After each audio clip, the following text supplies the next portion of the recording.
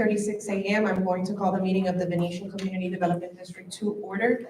Today is Monday, December 9th, 2024. The first item on the agenda is the call to order roll call. Those supervisors that are present are Ken Smaha, Jill Pizarro, Cindy Snezik, is that how I pronounce it? Okay. Cheryl Harmon Tarana, and Rich Goodman. On behalf of District Management is myself, Belinda Blandon. District Council Andy Cohen is present. District Engineer Rick Schappaker is present. Field Manager Keith Livermore is present. And on behalf of Vesta, we do have Bernard Santiago, Julie Cortina, and Ricardo Ocasio. And for the record, there are audience members present as well as representatives from LMP. The next item on the agenda is the Pledge of Allegiance. Ladies and gentlemen, we ask that you please stand for the pledge. Please remove your hat. I pledge allegiance to the flag of the United States of America and to the republic for which it stands, one nation, under God, indivisible, with liberty and justice for all. Thank you. Before moving forward with the public comment portion of the agenda, we do have to administer oaths of office to the two new supervisors joining us, as well as for Ken Smaha. So I'll start with you, Rich, if you could stand for me. Raise your right hand. I, please state your name for the record. Rich Goodman. A citizen of the state of Florida and of the United States of America, and being employed by or an officer of the Venetian Community Development District and a recipient of public funds as such employee or officer, do hereby solemnly swear or affirm that I will support the Constitution of the United States and the state of Florida. I do. Perfect. Please put your name here.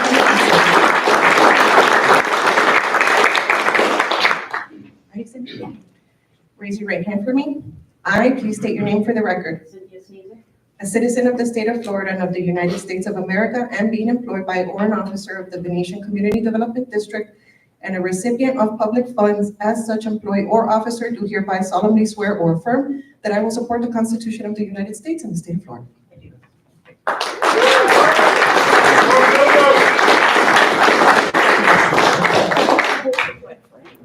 Mr. Smaha. I, please state your name for the record. A citizen of the state of Florida and of the United States of America, and being employed by or an officer of the Venetian Community Development District and a recipient of public funds as such employee or officer, do hereby solemnly swear or affirm that I will support the Constitution of the United States and the state of Florida. Perfect.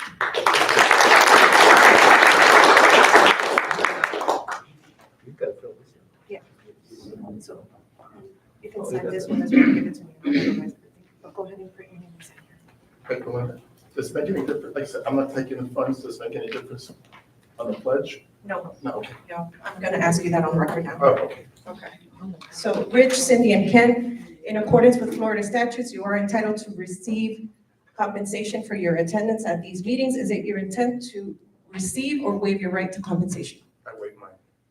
Cindy? I am going to accept mine, but I will be donating the funds to Fortunate Pooches and Lab Rescue and the Southwest Wildlife Foundation. Ken? I will accept funds, but also we'll be making donations to local charities.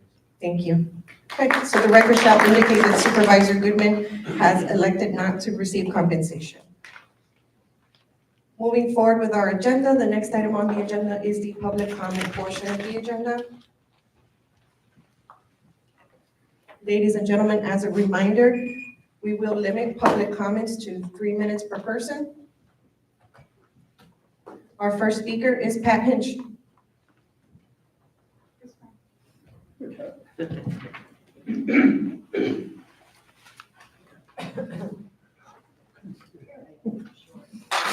Good morning, everybody. I'm Pat Hinch. I live at 194 Valenza Loop, and I am currently chairperson of the Racket Sports Advisory Committee. I'm also a new pickleball player, and I want to say that I'm really enjoying it. I've met a lot of really great people in the community over the last few months that I never knew, so it's been a very positive experience for me. I'm not indifferent to the concerns of our neighbors regarding the sounds coming from the pickleball courts, but I do want to clarify that no one at any time is using wooden paddles or starting play before 8 o'clock which was a concern raised to the board this weekend. I spoke to the residents who were involved, one of whom is a pickleball ambassador, which, as you know, it's a group of residents experienced with pickleball that are doing all they can to help develop the program, work with new residents, or new players rather. And one of the things they do is check the equipment to make sure that it complies with USA Pickleball requirements. They work with the staff, and they are there pretty much every morning during active times of play. Our board has done a lot to help mitigate some of the sound that people in the neighborhood are experiencing with the placement of the acoustical panels, all the landscaping that was added. I did speak with the Sarasota rep for USA Pickleball, and she stated to me that the Venetian has done more than any other community in Sarasota to work with the residents on noise abatement. And I know that they'll continue to do so, doing things like placing the panels in alternate spots, heading in alternate directions, and will continue to do so. I also want to speak about the two areas of deficiency at the court that needs attention. First is the fence, which was damaged in the hurricane. At the October board meeting, the board approved an expenditure of up to $10,000 to get the fence repaired. This is 2 months later. There's been some confusion as to who was to make the payments, who's to run the project, but the bottom line is it's 2 months later after authorization and nothing has been done. We have 2 pickleball courts going. We have a lot of people coming for the holidays. Everybody's here. Okay, thank you.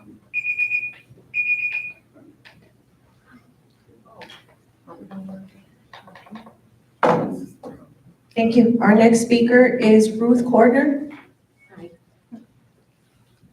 Good morning. Don't look so happy. Hi. Good morning, Supervisors. Ruth Cordner, 246 Montaluna. I just want to bring up one thing. We conduct a residents meeting every month, the first Monday of every month, and residents have an opportunity to speak about things that are on their mind or have ideas or suggestions. We had one on December 1st, and I'm here to report on it because it was a little unnerving. Some residents really don't know what's going on, and they're concerned about it. For example, somebody mentioned about the attempted break-ins that happened a few months ago. Another person in the room said, "What are you talking about?" And then there was a fire that happened on the Lanza Loop. Somebody said, "Oh, it was a golf cart battery," and then somebody else said, "Oh no, it was a charger." So people don't know, and they brought up some good points. They said we need to have better communication. Because, for example, most of the people here have a golf cart. So if it's a battery, let us know. If it's a charger, let us know so we can protect our own homes. So my point of bringing this up is it really was unnerving to see how many people didn't know what was going on and the amount of communication that was involved in that. We talked about it. At the end of the day, everybody concluded that we need to have better communication just for the sake of the residents and our community. So I'm bringing this up because I do hope that maybe going forward, we can come up with a plan or a process where something is reported or something happens, we can get it out to the community so they can protect themselves and their homes. And that's something that we can work on in 2025. Thank you. Thank you.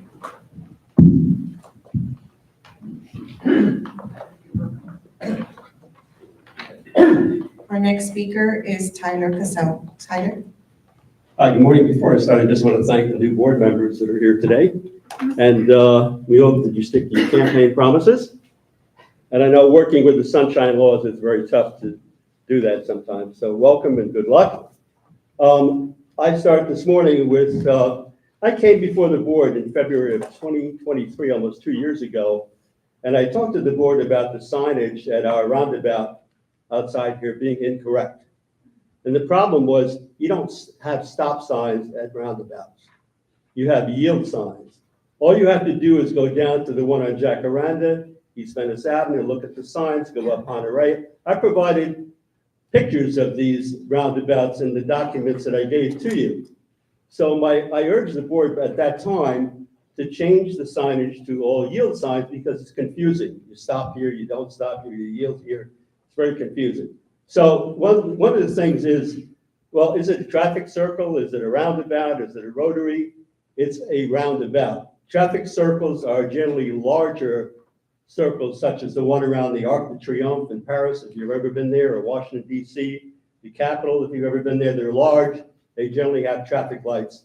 All the small ones that we have here are roundabouts. There are some small little dinky things in some communities with like a tree in it that makes people swerve to slow down. But anyway, I provided pictures to you in the 3-page document that I gave to you. On page 2 on the top is one going up Honore. It's a perfect example of a well-signed roundabout. It has yield signs, pedestrian crossing signs, arrow direction for the traffic. It has also blocked out pedestrian walkways, and it has the words yield on the pavement. So you can look at those pictures.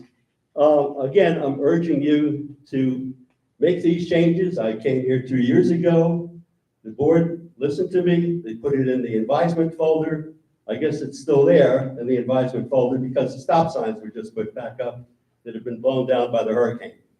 So this information, by the way, is not my opinion. I've contacted Roger Clark, who I know is the Director of City Planning for the city. He sent me an email with links to the Florida Department of DOT.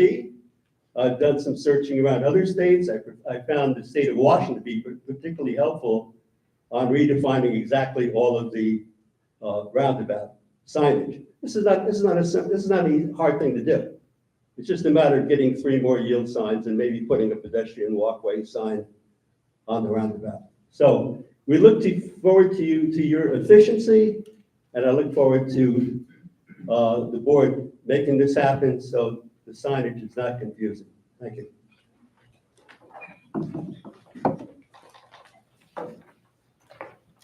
Thank you. Our next speaker is Darlene Schimberg.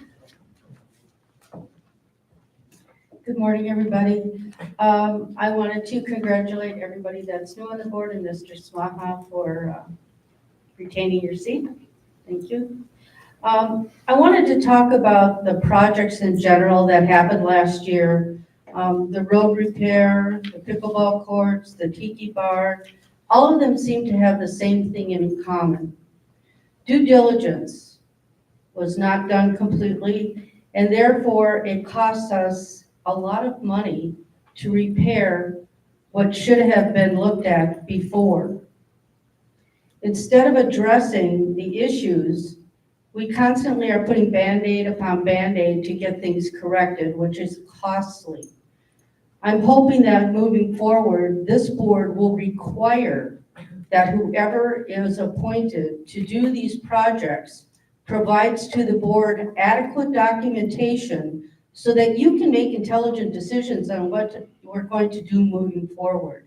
You're using our money, so we need you to use it wisely. And that's all I can say is in 2025, I hope that that's done. Thank you.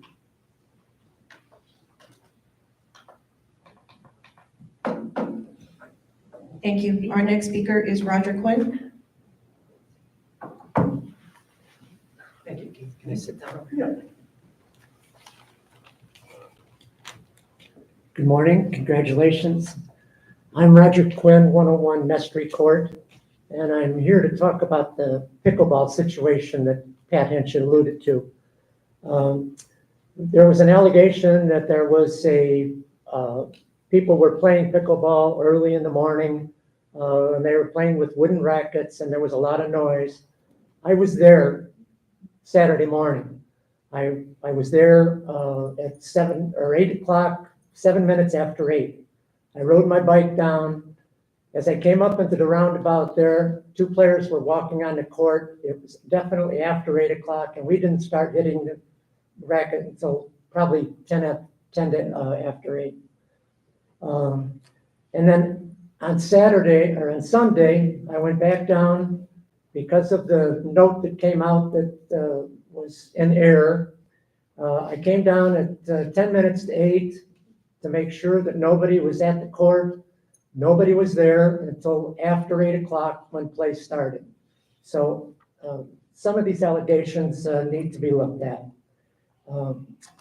The other thing, the paddles, the wooden paddles, any one of you can walk up to that pickleball court, look at that rack where everybody racks up to play pickleball. Those paddles are all expensive, high-tech paddles. They're worth a lot of money, and I have never seen, I've been playing pickleball now since October. When we got back, I played 2 or 3 times a week, and I have never seen a wooden racket on that ledge. So I just, to let you know.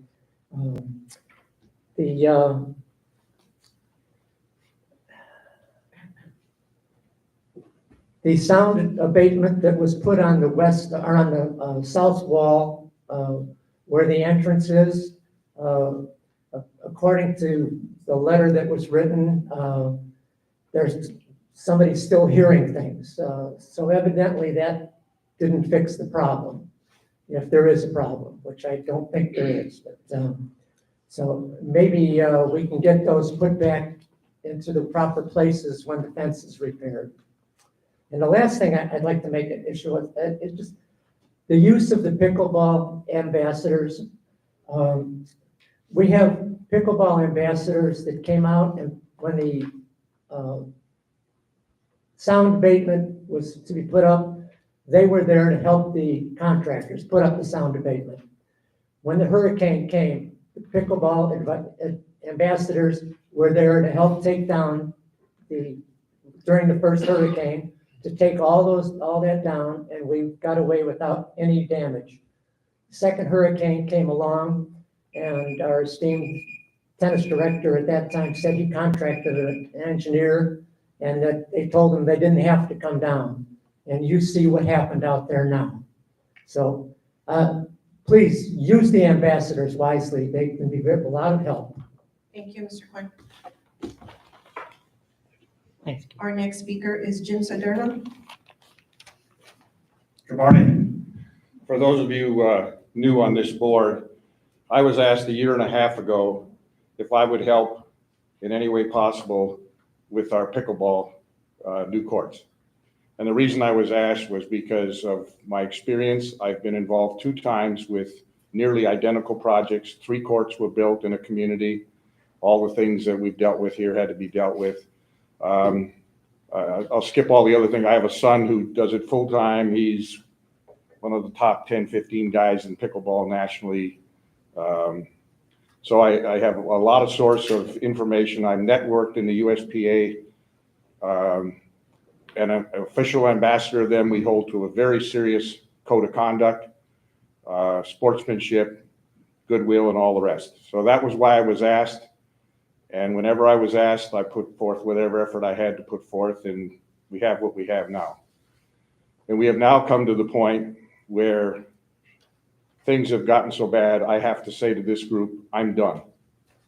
Unless something dramatically changes, and it has to come from you first, I can't do my job anymore. And it's not a job. I'm a volunteer. I have no vote in anything. Everyone speaks freely with me. I speak with them. We have 23 ambassadors. I've just one of them. They are the best people in this community. They'll do anything for anybody in return. They're there all the time. You've heard from 2 already. You'll hear from 1 more. I've been begging them to stay on as ambassadors, and some have quit. They're just so frustrated. So I would hope that the minutes of this meeting would show that either you're going to ask me to be a consultant and things are going to change, or consider me done. I don't know what else to do. Thank you very much.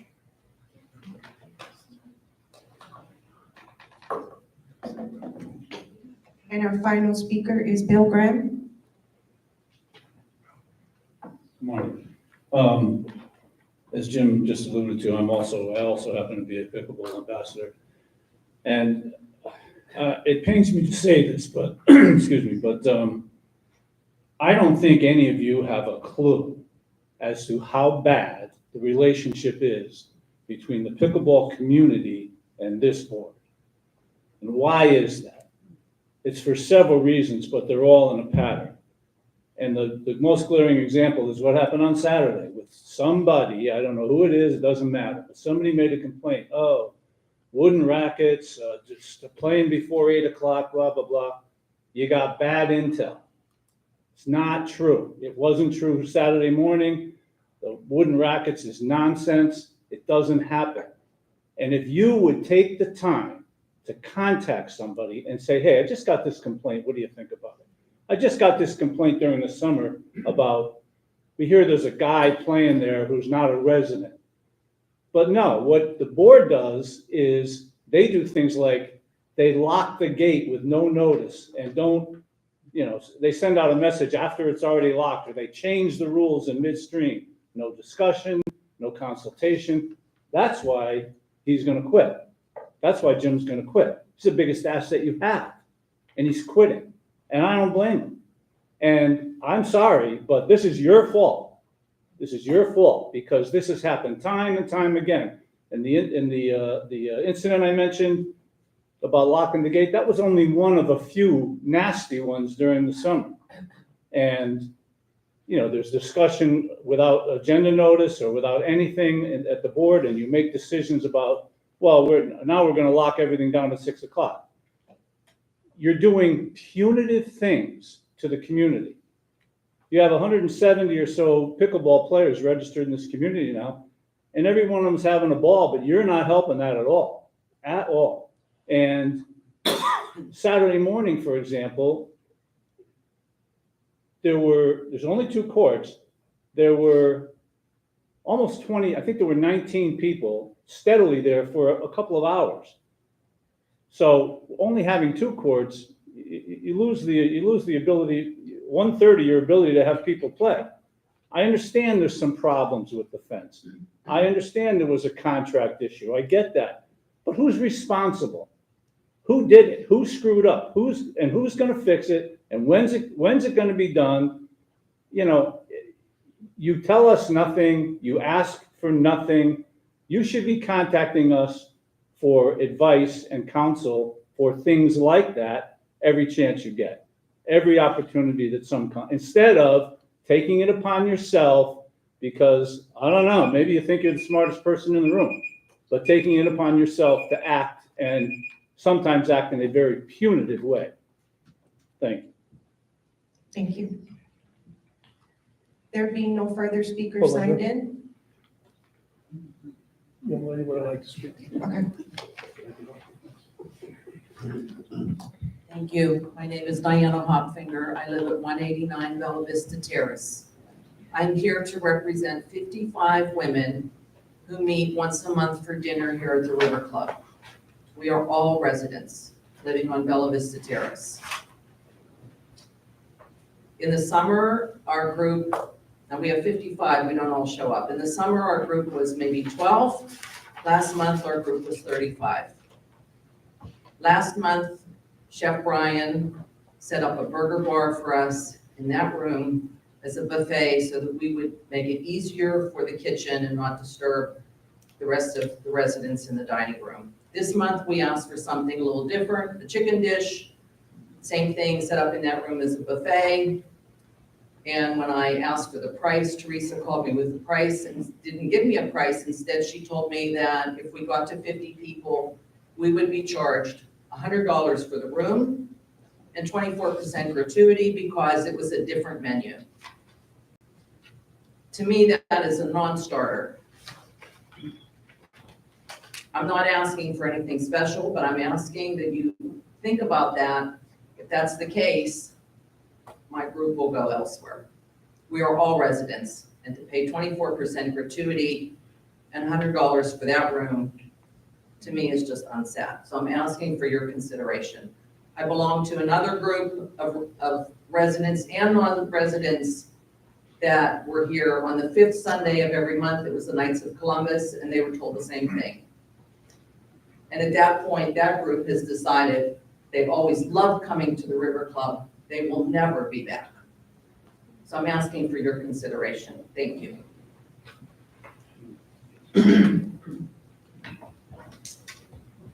Okay, there being no further speakers signed in, we're going to close off public comment and move forward with our agenda. Supervisors, we're going to move into staff reports. We do have landscaping inspection services. John is with us today. Good morning, John.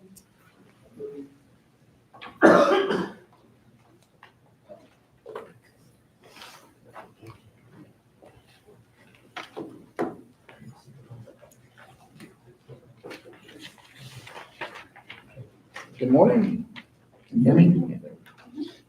Okay, just gonna go over inspection report that I completed November 30th. Just highlight a few items.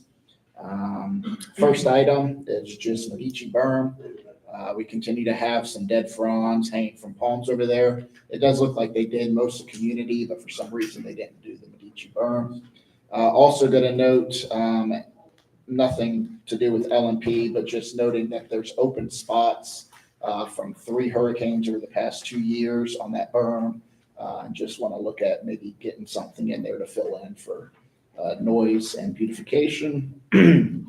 Moving along, if you look at picture number 8, throughout the community, there's a couple areas here and there that we definitely want to check for irrigation.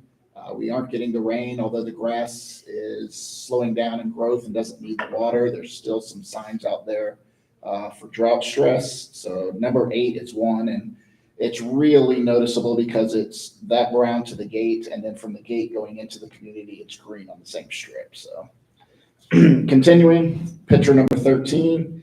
I've been asking for the shell gender to be cleaned up on Venetian Boulevard from Laurel Road to the gate entrance. They did part of it, but they didn't do the second part. I must have caught them in between services. They're actually out here today doing some work around here with the same type of species, but just notice that. There are 2 dead Washington palms if you exit onto Laurel Road on the right, and then there's also 1 dead on the left. Just wanted to bring that to your attention, something that will need to be cut down. If you look at picture number 33, just wanted to make sure they have this on their radar as well. Like I said, they did prune a lot of palms, but they continue to miss this one. This is one right behind the Rialto Monument. Number 45, this is the large roundabout right out here. I just want them to check the irrigation there for time and coverage, making sure it works properly. The picture shows how there's a little green strip in there, so it's either a coverage issue or they have pressure issues. So just noting that as well. One big item is 49. I'm sure everybody sees it coming in, but the turf right along here has really declined. Not sure if it's fungus or what's going on, but that definitely needs to be taken care of. I did see some dead hanging oak limbs. Obviously, it's a process to get all this done. But I would urge you guys to worry about the dead hanging fronds and the parking lot and the sidewalks, especially Laurel Road where people walk. And then do that as a priority. And then secondary, you can do some along the ones above the grass along Venetian Boulevard. The only other thing is, just wanted to point out, is the River Club and pool area. They missed the dead hanging fronds there as well, and just general cleanup with the beds inside that pool area. So that's just a highlight of this, and I can answer any questions you might have. Go from there. Yes, sir. Go ahead, Ken. Go ahead. I had brought up to Keith, I don't know if you saw, all of the grass around the entire River Club is basically dead. We're not sure if it was from a sprinkler leak or from over fertilization burning everything out. Do you have any idea what that is, or is this LMP? Well, Everybody's here to discuss that. Oh, okay. I will say, but they don't put anything down that should burn it because it's all slow release. So it's probably an irrigation thing, or it could be just the grass going off color this time. I have seen some fungus out there too, but that shouldn't kill off everything. But I'll let them respond. Yeah, why don't we have them address it? Could you use your microphone, supervisors, please? I'll have one.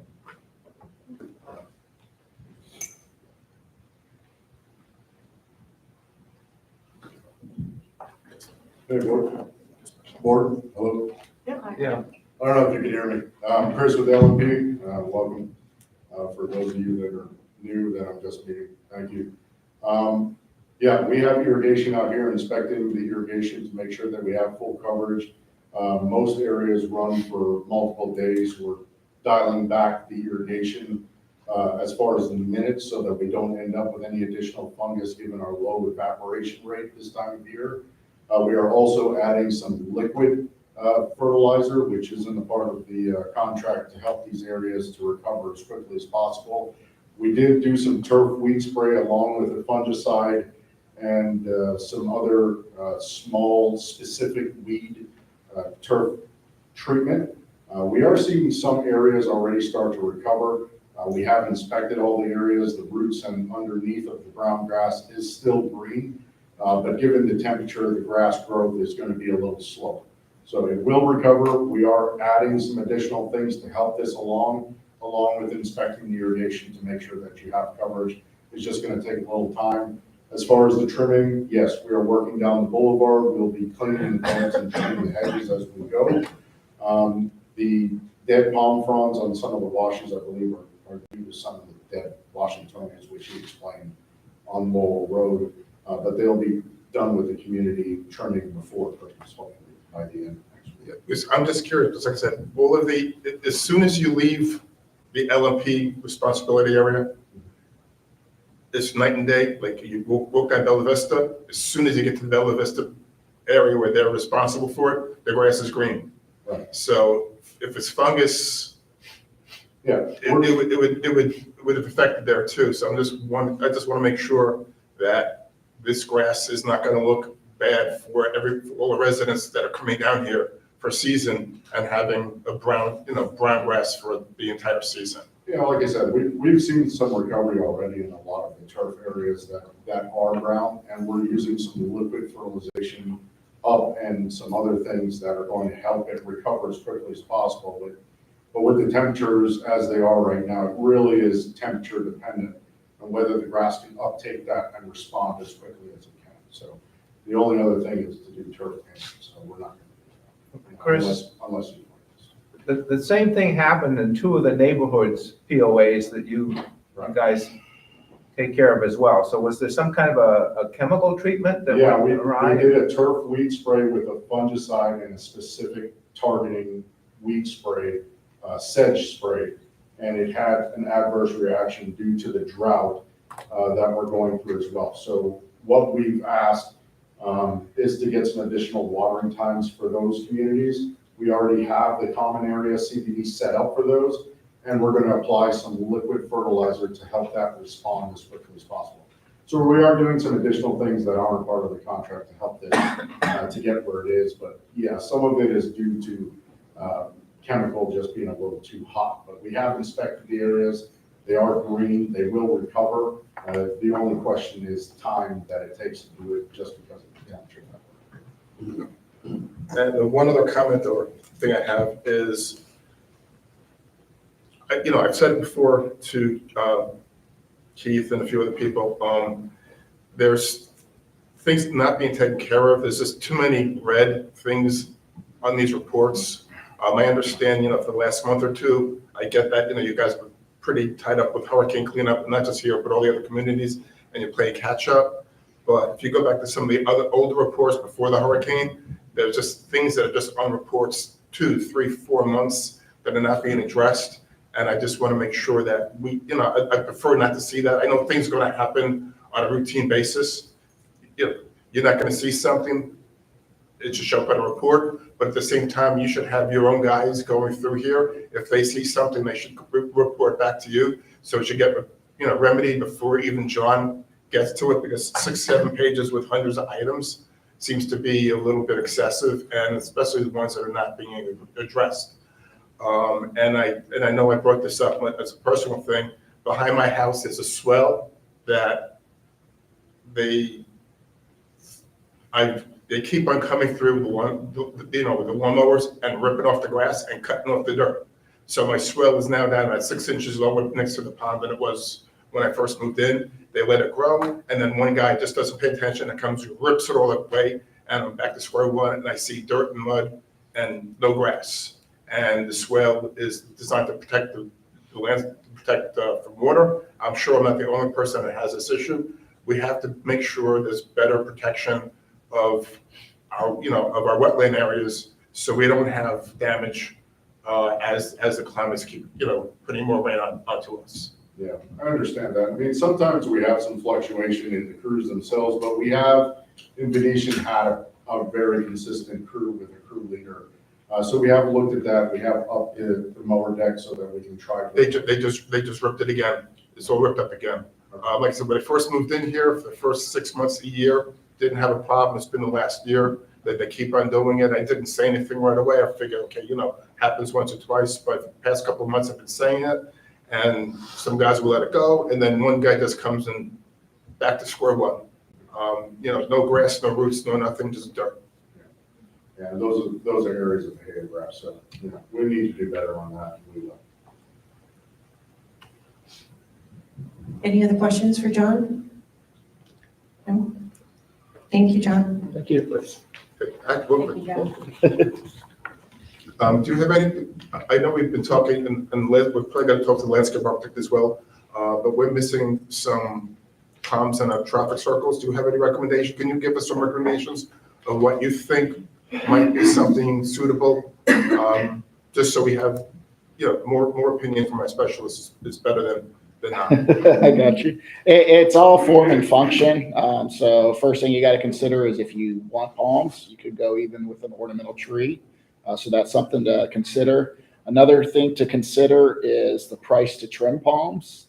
So one thing that I have been noticing for the past 20 years in this area are people going to self-pruning palms, like a foxtail or a royal, but a royal might be too big for some of those. But that's another option. If you want a tried and true palm that's basically bulletproof, is a sable palm. It's really the only native palm to Florida. The only problem is it doesn't have the aesthetic appeal of some of the other palms.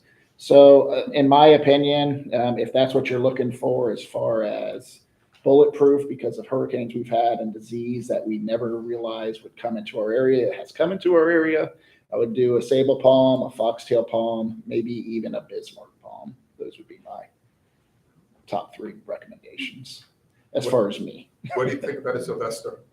Sylvester is very similar to a Medjool, same family, same everything. So you might encounter the same problems. They do have all palms are susceptible to lethal blight, but that one seems to get it a little more. Not just that, but the whole date palm family, and you have to continue to inoculate it. So it's basically the same thing as you have now with the Medjools, but there is care to keep it looking good all the time. Any other questions? Yes. I would like to just quickly, and maybe it was really a question for Chris or both of you. I'm a little concerned about the magnolias that were put in along the River Club Drive, at least on this side. To me, they don't look like they're thriving after the wet summer that we had. They should really be busting out. Do you think they're doing okay, or does Chris have an opinion on whether they're doing okay? I'll double check them on my ride around next time, but I'll let Chris go from here if you'd like. Yeah, I think we had some defoliation due to the storm. We have inoculated one of them already that had a little thinning on it, just to make sure that it was getting all the nutrient that it needed. But so far, so good. I think the pitch apple around them are doing really well, which represents that the irrigation is doing well as well. And we are in the time of year for fertilization. So we'll keep monitoring them. Like I said, as we need inoculation, we're plugging it right into the tree. But I think a little defoliation happened during the storm. Thanks. Any other questions? Thank you, John. Thank you. Thanks, John. Thanks, John. District Engineer Rick. Okay, behind the tab number, the 2 in your package is the bid, the tabulation for Lake 7. This is the area right behind the residents, the homes on the Lens Loop. And we got the 2 bids. Cross Creek was the low. It's $66,170, and that basically covers that entire the bank. I have the edges on both the north and the south. It's kind of not bad, so I'm just asking them to put the riprap there, so that whole bank will look exactly the same. Cross Creek's done quite a bit of this kind of the work, and I would recommend them for the job. Question on, I was surprised, not to cherry pick line items, but the difference in the sod between one and the other, it's like $5,000. That's a big number. Any question to Cross Creek about why their numbers are so high? And would they be willing to match? I can ask them. I know some of the guys, they put their labor in certain items, and typically we don't go back to ask them unless there was something that's just way out of whack. But That's way out of whack. But compared to other communities, their number still seems pretty close to what they can meet for others. Well, they do in total, they work out, but. And then another option, Chris left, we could get the landscape vendor to maybe give us a price. I think, Rick, I'm going to tag on as well, because I have the same question about access repair. Are they not going to repair the access for $500? Or some of these differences are so big that they create a lot of question in my mind about what are they really doing and what are they using? The access, when we have a drainage, the easement, that is our allowable access. If I don't have a drainage, the easement, and the vendors will like to go through someplace else, what we do is we get the form that the resident will sign, and that protects both the resident and us. It gives us permission to go through, but it also ensures the resident that they will repair it to equal or better condition. And so some of them plan on that. Some of the others just look to see if my access is going to be way up here and I have to go all the way around, come all the way down. Maybe that's how they did that. Well, so I guess that's my question. If they end up having to do more on access, are they going to want to charge more? No. Or, so this is actually a not to exceed bid.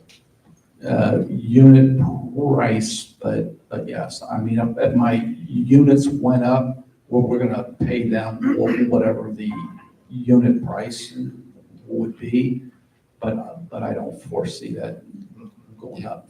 Whichever bidder or not, but if you approve a vendor, Rick and I work together to prepare a contract, and it will have a definite defined amount. It will be this amount. And there will not be the ability to do any change orders without your consent. So I guess I'm going back to Ken, because Ken is our pond guy and you've done a lot of stuff with the pond guy. And so are you comfortable? No. Yes, I'm not. Well, I have another question too, is on $3,500 to water, why wouldn't we just turn on the irrigation more frequently when it's done? Rather than pay somebody to come out and water? I don't know if the residents, the irrigation would reach all the way down, because that's something too. I know whenever I would not have it and they put down the sod and it doesn't get watered and it dies. So I always include that. Now, if the residents, the irrigation could be adjusted to pick that up, yeah, you would save all that, yeah. How do we know? How do we get that checked out? Can we go to those residents and Well, sure, of course, you bet. like this afternoon on wet check day and see what comes on? See how far it goes into the area that is in question. I mean, I know we're relatively close to a pond and ours reaches, Yeah, mine does. so. Yeah, It just and- seems like there's enough items in here that are off whack. Well, and if it rains, do they not charge us? Correct, that's 10 times. Right. So if they do it 5, we pay them for 5. And we have somebody who's down there checking, make sure if we can't do it with residential irrigation, that somebody's actually down there watering. Well, we ask them to tell us when they're coming out, just so we know, but I don't come out to watch them now. We can, if they call me and tell me that they're gonna be out here, we can certainly make sure that that happens. And I know some repair work has happened, heavy equipment has gone over some sidewalks and whatever, and damaged the sidewalks. Is this including making sure that all sidewalks and curbs and everything are protected and maintained, and if they damage them, they're gonna pay to fix them, or is that on us? The contract that we do protects us on that, yes. There's indemnification provision, there's insurance, and yes, if they cause damage to our property. It just seems like there's $7,000 to $10,000 in question here. Maybe we need to talk to the vendor about Cross Creek's our vendor anyway. So I'm happy to work with Keith to contact him and discuss this. And get an LMP quote also to see if they can do the side. Well, that would be one of the options. Yeah. Well, there's sod companies out there that, LMP isn't a sod company. And so anytime you start using LMP to do They're sod, usually higher on cut trees down, those type of, it's gonna be higher. So there are sod companies that just basically do sod. We'll come out and play down and it's less. That's why anytime I cut trees down, I get a bid from them and I go out, Well, get this- other bids This from. may be why they're high, because they're not a sod company either. They're pond restoration. Yeah, they buy it from somebody and bump it up, because they have, their people have to put it down. Well, you and I can talk to them about all of this, presumably. I assume there's no problem, Andy, with us talking to the vendor about. No, I mean, if it's not an emergency, certainly you can have some discussion. And I, for full transparency, when it comes to a vote, I will recuse myself, because one of these homes is my brother-in-law. But I do want to get the best price at the same time. I actually do have a question. Is this something, we're talking about the watering, and if the water doesn't reach from an irrigation perspective from the homeowners, could we push this work off until the rainy season as well? Is that an option? I would rather do it at the dry season because you got the maximum exposure of the bank. And Okay. you can really see it done. So I like to do the work. When it's at the water. And the one area behind Ken Brothers' mother-in-law's really needs to be done. Okay. But your brother-in-law has a spot out behind his house? Your brother-in-law, your sister's husband?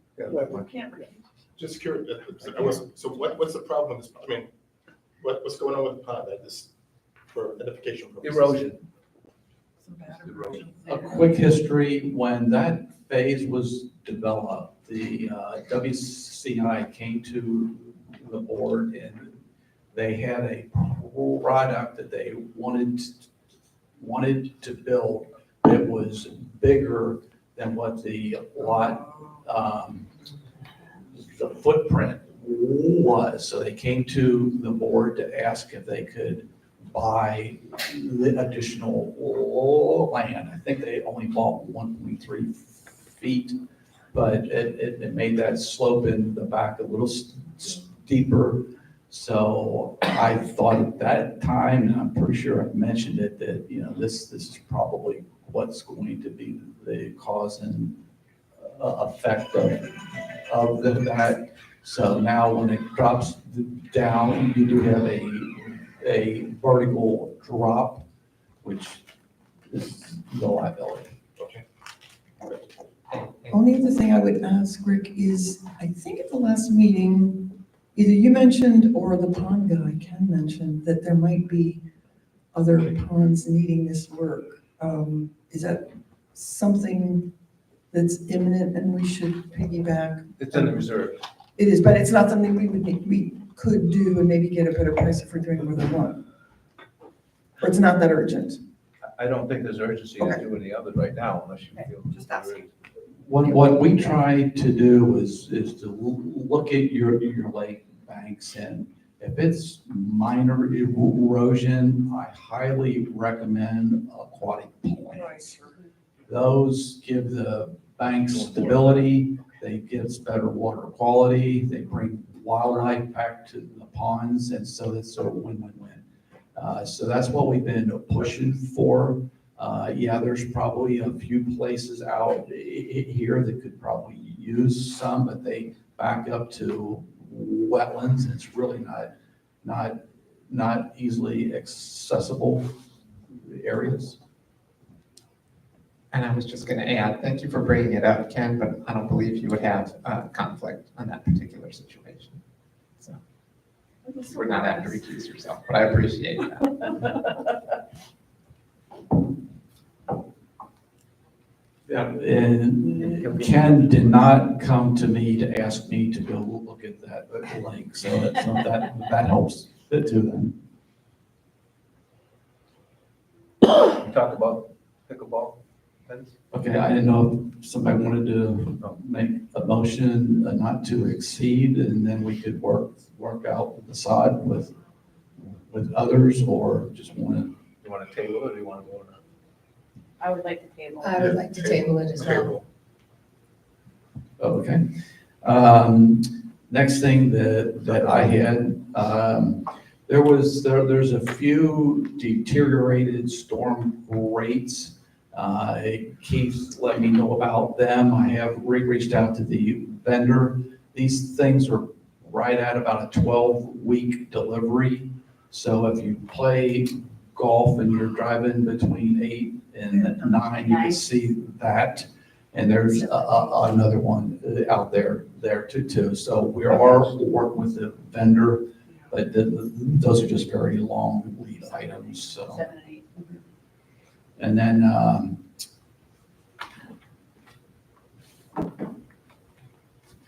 can you pass them along? Pass it down? Oh, yeah, no. Just one? Yeah, you just take one and it's Failed. Okay, I was out last week to look at a couple of the areas that Keith mentioned. On the first page there, that's lake number 4. The very north, the edge of that, that'd be the north, the east, the corner, that's the outfall, the weir. And when the water came up, it comes down, it comes over the weir, and it gushes down that hill. That hill is probably upwards of 8-foot drop. And we had repaired that probably 10 years ago or so. And there was a report that the storm with the velocities did some erosion of the riprap. And you can see the picture in the bottom right. That's really all that happened. So I think it held up really well.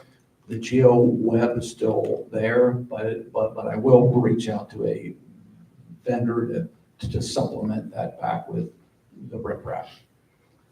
And then on the page, this is also kind of between hole 8 and 9. Yes. When I looked at the outfall, that there was the outfall, there's a bubbler box. I guess it was a report that some with the drainage, but I went out there to look. And where that bubbler box is, there's all kinds of vegetative debris. So I'm gonna have somebody go out there to clean up that also. Since we're talking about those, there's one other area that you, as you go out and do your inspections, you may want to consider. It's where the tee boxes are for the third hole. Behind the homes, as you are facing the tee boxes from the golf cart trail, there's an area going into the pond there. You probably know what I mean. It's also got riprap, but it looks like it's deteriorating. So if you're on the, not that I hit from the yellow tee box, but if you're on the yellow tee box facing the homes with your back to the golf cart trail, there's some riprap there, and it looks like it's deteriorating. But I hit from the green, so that's further away. I haven't Next noticed it. time, yeah. I looked there. It was a gator. Yeah, exactly. Okay, I could look at that. Okay. On my way in today, and I did not know that the pickleball discussion was going to happen, but I was out there with my decibel meter. I walked the south edge of the parking lot, and I walked around, and I walked the west side of Bella Vista. The readings from the pickleball was right at 50 to 51 decibels. Now, there was a lot of lawn equipment out there, and when I'm walking along the edge, I'm reading up to 57, but that's the lawn equipment. When they turn that off, I'm getting readings of 50 to 51. Then when I'm along Bella Vista, the west side, I'm getting the same readings for pickleball. They had a blower up there. I was reading 665 with the blower. But when he would turn it off, that's what I was reading. So we're well below our allowable. And I also wanted to point out that those sound panels are not installed. And that's what the readings are right now. And on the south side of the parking lot, I was on the north side of the hedges. So those hedges are growing pretty well. The hedges around the west side of the pickleball are still pretty small. So that's all going to help out. How much? How much of this has to do with Mother Nature? Saturday morning, the winds were coming from an interesting direction. It was cold out.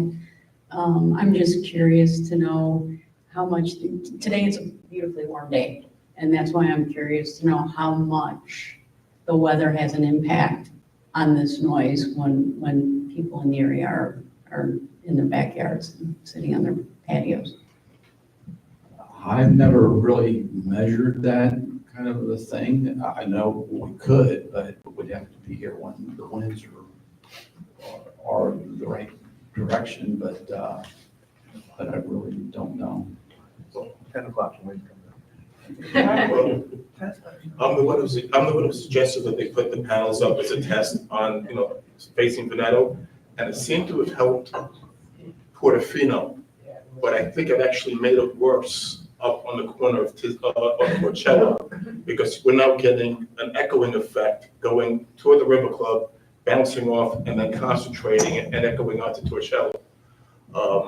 So I think, and as of right now, I haven't heard from anybody on Bella Vista complaining of any of the noise.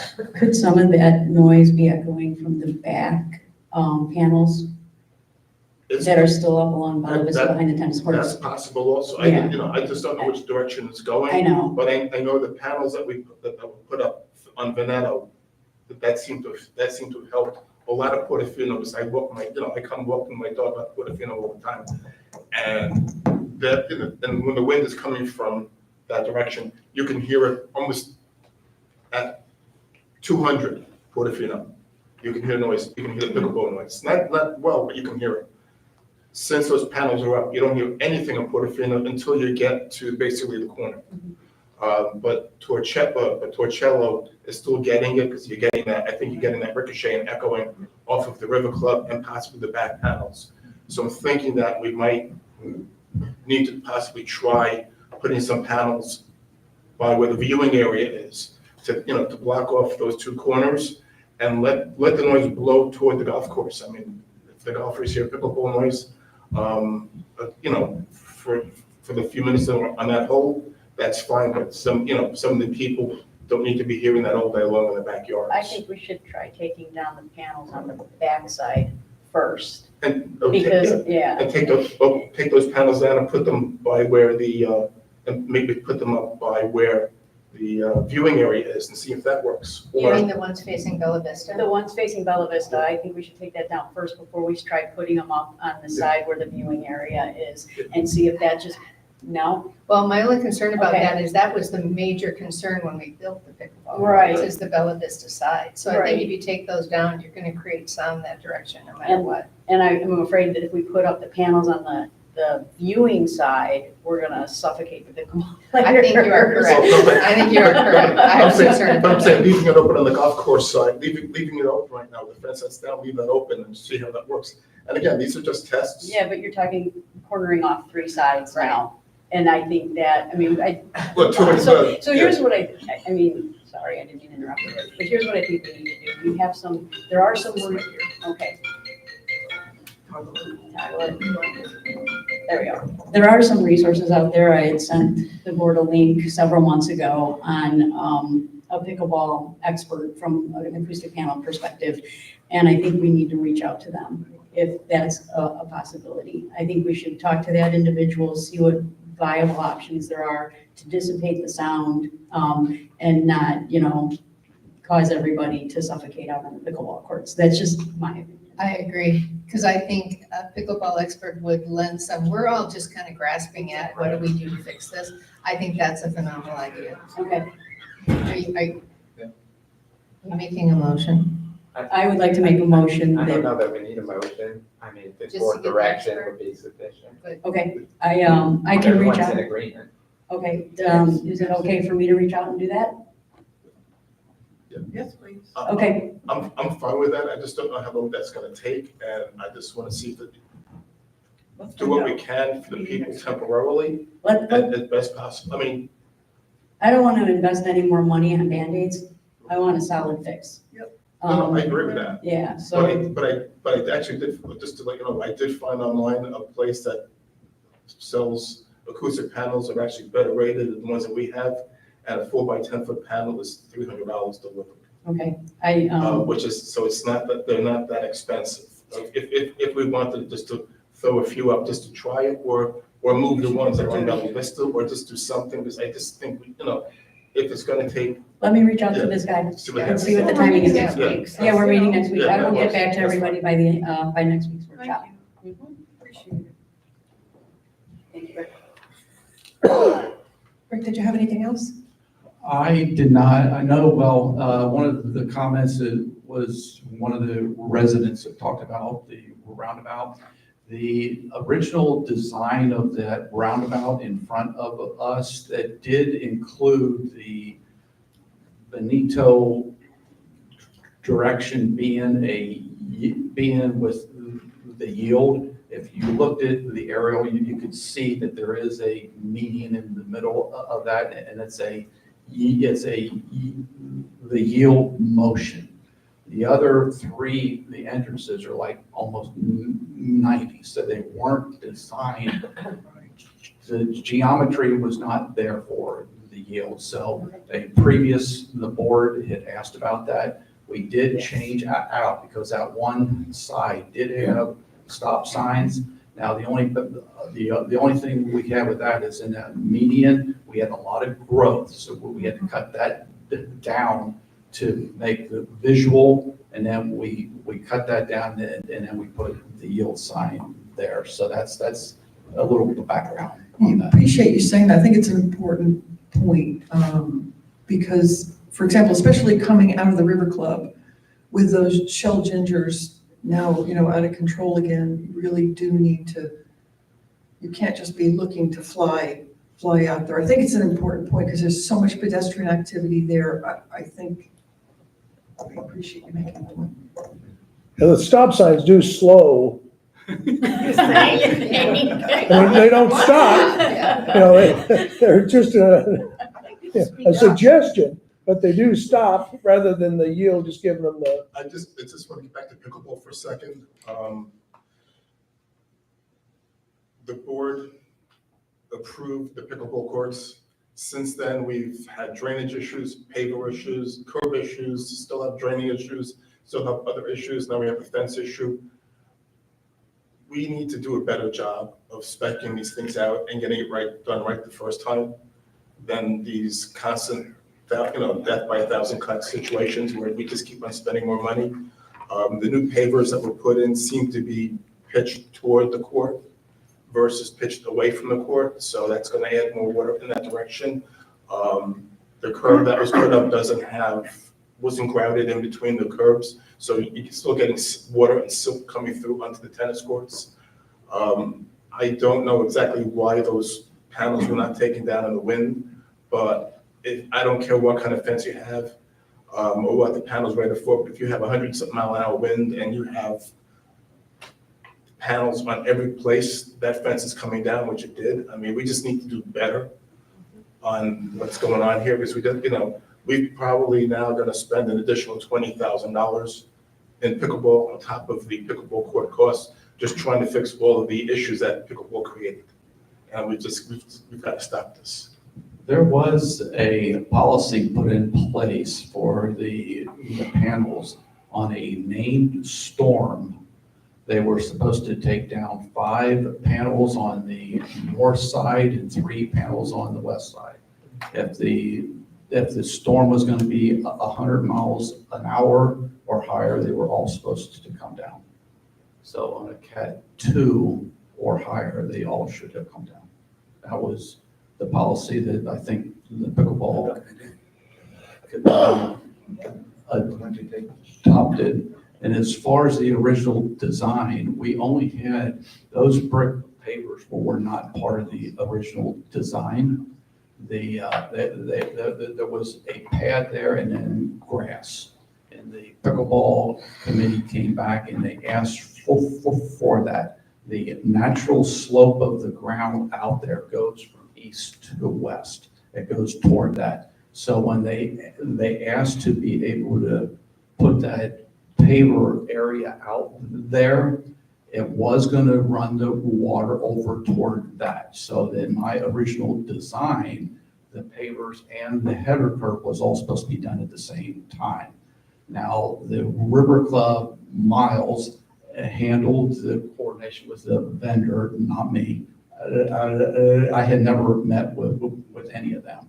Miles was also the one that met with the fence, the company, not I. When Miles left, the pickleball people reached out to me to see if I could help them, to help them. Keith was able to get into Miles' files. At least we found the name of the company and we moved that process along. So anyway, I guess saying that, I take exception to that comment that the design wasn't good. But I think this goes back to our conversation about clarity and who's responsible during what parts of the project. And I think we have to be better about saying, now that this is completed in phase A, who is now completely responsible for that? Is it facilities committee? Is it Miles? And I think, or the maintenance person, whoever that is. And I think that as a board, we decided we also need to do a better job of assessing that and making sure we understand who's in charge. Because I have the same question right now with the fence. Right? Who's in charge of the fence and why is it taking so long? I completely agree with the comments that were made. So who is in charge of the fence? Can somebody tell me who's in What's the charge of the status of fence? it? Your fence, I that thought fence you is were part contacted of the vendor. No. your River Club amenities, so that would be your That's- River Club management team. I do want to comment on the timeline because we received a contract from the fence company on November 15th. And there were all sorts of requirements, including a notice of commencement that they wanted to file as well. We submitted all of the paperwork right away, and then we sent Vesta the deposit request so that they could process a deposit check, and they did. I'm pretty sure everybody is aware of the fact that fence companies right now are not very reliable.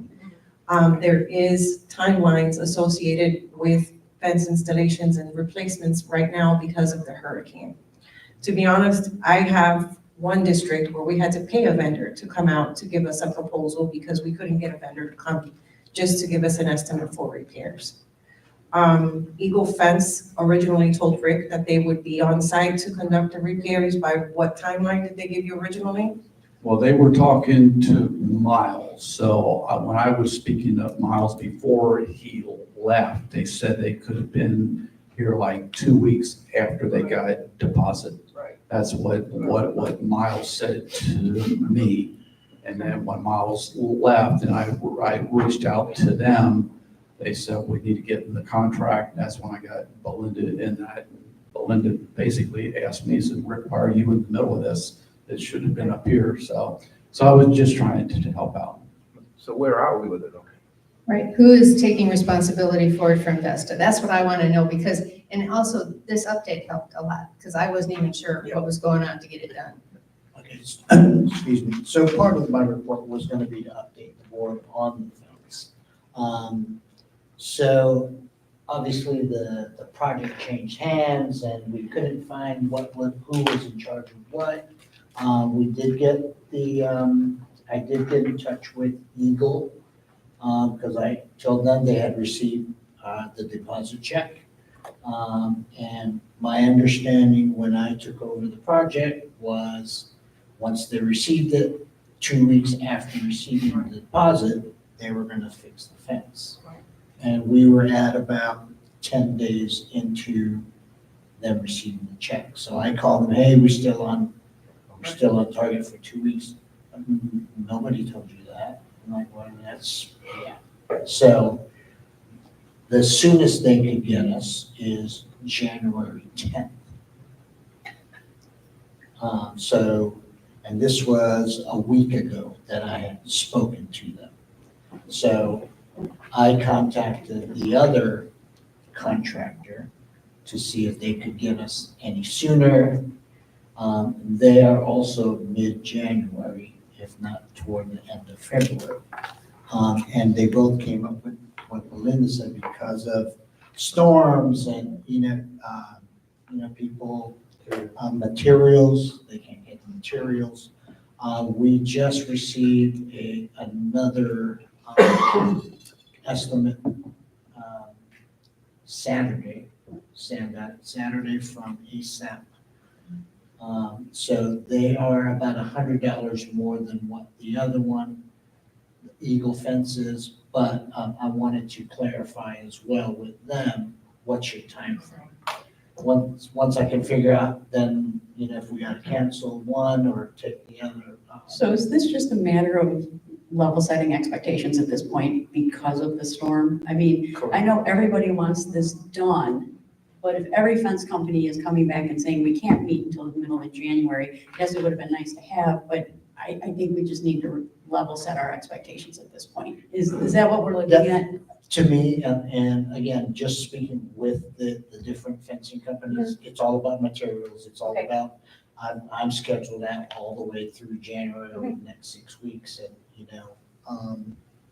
but I think we got a little bit of misinformation about receiving the deposit and then 2 weeks later. So that was the misinformation we got, but I got it clarified. Well, and I think it also comes back to the same thing that we've been talking about amongst ourselves, which is communication. I think very clear communication needs to go to the community, especially the pickleball ambassadors, saying, this is the date to expect the fence company, the deposit has been paid, this is the company that will be doing the work. I would send that communication update and post it on that board out there. Because I think that's part of the problem is everybody has conjecture now about what's going on. I agree, Cheryl, because that's just, we've got to just make sure the entire community knows what the expectations are at this point. Right. Yes. And to throw in a really hardball question, if what Rick is saying is correct and we had a procedure of when those fences should come down and with the gooseberries should come down and they didn't, we're now in a situation of paying for that Vestas employees didn't. What is the responsibility on Vestas' part for not taking care of our property? I just don't know the answer to that question. But at some point in time, we have to make sure that people are held accountable to do their job. And as a board, we just can't keep on throwing money at other people's issues. And I know you knew, and so I'm not throwing this at you right now, but I'm saying that on a go-forward basis, we have to make sure that these things are handled properly.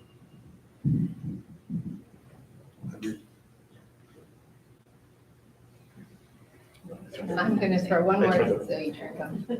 On purpose? I I would throw in one more thing, that when we get to committees and we talk about rackets committee, I think it's really important that clearly have a group of people willing to do things, the ambassadors for pickleball. I think there should be some clear designation that even goes along with the charter on what is the responsibility of the pickleball ambassadors, and then make sure they all have their waivers signed so that they can do that work and they can put up and take down those panels. They did such a good job that I don't know why we don't take advantage of that. So. And also, just in relation to what Jim Sedona said, he was very upset, and obviously being new to, and the other person, being new to the committee, I don't understand. I'm at a loss of what the hostility issues are between pickleball and the CDD. So It's these kinds of issues about, they wanted to take down the panels of the fence, but they were told, no, Vesta and the tennis people were gonna take down the panels for the fence. They wanted to get bids for the fence. They were told, no, that you shouldn't be getting bids for. It's just a lack of clarity on who is responsible for what, which is why I think if Rackets Committee just says, ambassadors, here is your list of responsibilities, then everybody's clear about who's doing what. I think that's the hostility, is who's doing what, and we don't have a liaison right now that will get back to the ambassadors because our Rackets liaison is no longer on the board. So I think you put all that together, that's the frustration. okay, all right. We fix that. We're sitting here as a. That's all that I had, unless anybody has got anything else for me. Any other questions for Rick? Just one thing, Rick, if we can just continue to keep an eye on the drainage issue on the pickleball courts, because it is still seeping. It's definitely seeping, because I was over there with a water in a bottle, so you can dump it. It's not a stain. It's still seeping. So let's please just keep an eye on it, and if there's something else, we have to grout it or, caulk it or whatever. We gotta do something. Pat sent me a photo that she took. Yeah, I looked back at my old photos, it was a month prior to that, and that looked almost the same. Yeah. I know we've not had a lot of rain, but when the vendor was out there to repair that, he looked at it and he says, you just do light pressure washing, they'll take that right off. He said light pressure washing, we'll do heavy. So that was his recommendation. And yes, I was expecting them to grout the middle of the bricks, but they're so fine that what's gonna happen is that any sand or whatever is gonna get trapped. So that will happen, but I'm thinking once we see where it's coming through, I think maintenance can handle that just with a little clear the caulk, and I think that's all we would need to be done. I don't think we need to go out hire a vendor to. No more hiring. Yeah, because it would just be caulking. Okay, all right, appreciate it. Thanks. Okay. Thank you. Belinda? Sure. If I may, Keith and I had asked Paul Savage from Universal Access to be here around 10:30 to address item 5C. Is it possible to move that up on the agenda since Paul was here? Oh, he moved ahead. Sure. Is it possible to cover that now? Sure. So we don't have to hold him up. He's not doing anything. Okay. So hopefully everybody took a look at the implementation plan. We met with Paul again, and Stephanie, Leanne, Keith, and I. The result was this implementation plan and the attached information sheet that we would be collecting from all residents. We thought it might be beneficial to have Paul here to answer specific questions about the system and anything questions that people had. And I know a couple of them are new, the rest of us have been dealing with this for a while. I, in the meantime, have talked to 2 different outside sources who have implemented this or managed communities that utilize it. I sent them this plan, discussed this plan with the latest one, I think it was Sue Fieri. The comment back was this was probably the best implementation plan they had seen laid out. She thought we were spot on in terms of what we were looking to do and how we were going to approach it. As it says in here, we talked about the implementation beginning January 6th and go live, I think it was March 1st, and how we were going to approach it and also use a voluntary committee to augment staff in terms of getting all the information collected and input. We already have a lead volunteer who is both,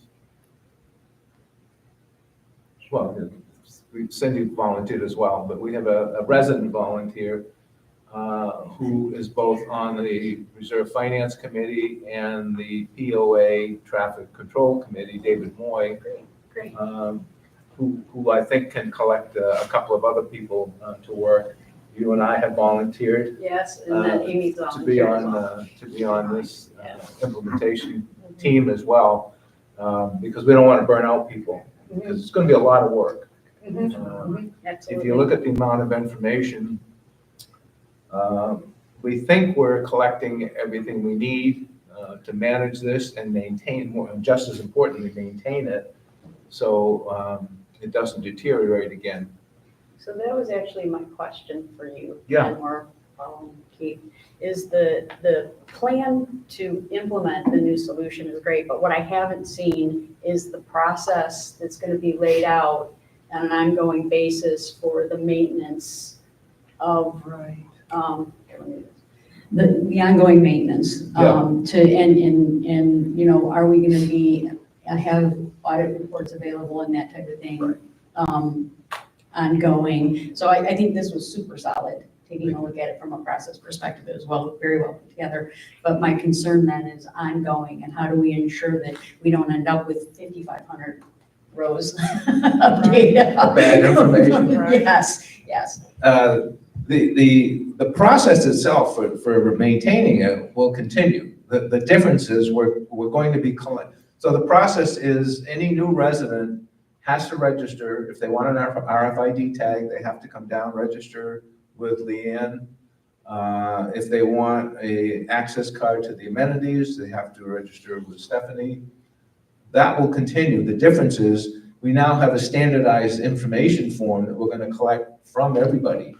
So this information will be put into the system and maintained, and it's all driven by, for residents, it's all driven by address. Correct.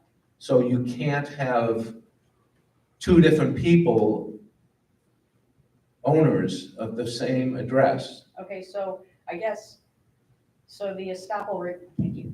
So how is the estoppel request going to play into this? Are we going to hand off the estoppel request from the POA to the River Club and to Rosetta to be able to update the databases on the other side?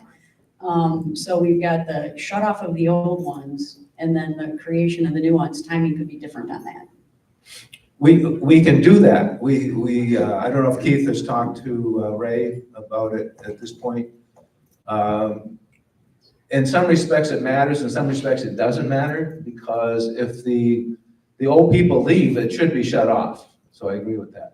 If it's a lease, there'll be a termination date put into the system of the lease, and it will automatically be shut off. So the leases will be tied to Yes. the sunset date of, okay. The answer is yes. The tenant, okay. So they'll just become inactive. For residents, if a new resident wants an RFID tag, they've got to come and say, I now own, 322 Savona Way.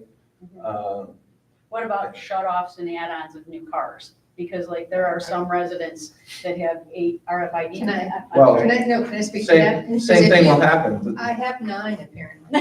Everybody has a ton. I like new cars, but I don't have 9 since I've been here, so, but how, does this deactivate the RFID? Let's avoid the tags? history, because I it's know, but irrelevant. Does this deactivate the RFID tags? I didn't see that in here. No. And that was my question. No, What was the Okay, question? RFID tags. This What's the question? deactivates, does this process deactivate the existing RFID tags, the 5,500 existing RFID? You said no, but it should. So don't get confused here. So we're going to leave our system up and running with the 5,500 tags in it, okay? As we bring everybody in and collect the correct tags, that system will get built out. Once that system's built out, and let's say we were talking, hopefully 80% residents have filled out a form, we've collected their information, then we're going to yank the old system out so everything's gone. Now it only runs on the new system of those tags that's been initiated. So does this So form the need to have? 5,500 are gone, to answer your question. But does this form then for vehicle information need to have a line for RFID tag?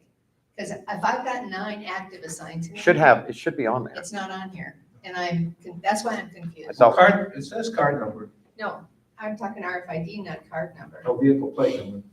No, vehicle should be RFID tags. It's not on here. That's my confusion. Right. I'm talking No, that's for the RFID. amenities access. Yeah. Missing a line for. Yeah, we've got make, model, year, color, and plate number, but we don't have Yeah, you'll need RFID. the RFID tags added to those. Okay, that makes me happy. We'll get that added. And we also need a policy on a go-forward basis. We have some people that have RFID cards, and some people have 6 cards. Yes. So that means. You just need to have a policy on it. Yeah, Yeah, because those are cards, yes. So those people who collect those, and originally, I think the plan. Give them out to their neighbors, friends, housekeepers. Or. The original plan. Friend to come in and go use the pool, that's not a resident. I mean, we just don't know where those cards are. The original plan was each household was allowed to have up to one of those if they used rental cars. That was the whole idea of it, because people came in, I'm only here 2 weeks, I rent a car, I'm not buying a tag. I don't think that should be the use, and I was told, because I think you can get a pass from the guardhouse that says, I'm here for 2 weeks. You hold a little piece of paper and you drive in. The only reason I have a card is I have an electric car and the RFID tag won't work. I have tried 3 of them. And so It's I arrangement. have to have a card. Yeah, it's an arrangement. It's just where the tag's at. When I first moved in here, I was given a card. They wanted to put an RFID tag on my car. And I said, I'm here temporarily to rent a car. I'm going to be in and out. When I come in moving permanently, I'll do that. So they would not give me an RFID tag on my car until I returned the card, which made perfect sense. But we just can't be giving them out willy-nilly and having people collect them. And When they look in the system, so once we get the system reestablished, and let's say somebody comes in for a tag, they're going to be able to look in there and go, okay, there's 2 tags. Okay, how many cars do you have? You've got 2 cars listed. Why do you need a 3rd tag? Or where's that tag going? How's that person related to property? And you can set all that stuff up. And that's kind of what Stony Brook did, which Ken spent a lot of time talking to her, is you had to prove everything. They went to an extreme side of things. If that person can't prove they live there, they have a driver's license with the address on it, you're not getting tags. Use the call box, That's use really the way guard. it should be, because it should be for the residents, and it's a privilege from that perspective, and everybody else, it's a convenience. Mhm. And so from a residential perspective, I'm good with that. I don't mean to interrupt, I just didn't know where to jump in here. I did have and I'll give it to you, Ken, but I had some changes on the waiver. Looks like somebody added that acknowledgement language at the bottom. That's not what I had drafted. So I have just made some changes to that. I'll hand it to you, Ken, so you have it. Okay. Thank you. Sorry to interrupt. So if I understand correctly, basically what we did was we are forklifting the data, the 5,500 into the new system. No, No, it's going not away. touched. Okay, so. That's gone. When you physically come in and fill your form out, those Uh-huh. numbers will have to be put into the system. So what they're going to do is we're going to have this massive system set up for that person doing it. They'll be able to look in the system and see all the tags that's registered to that person.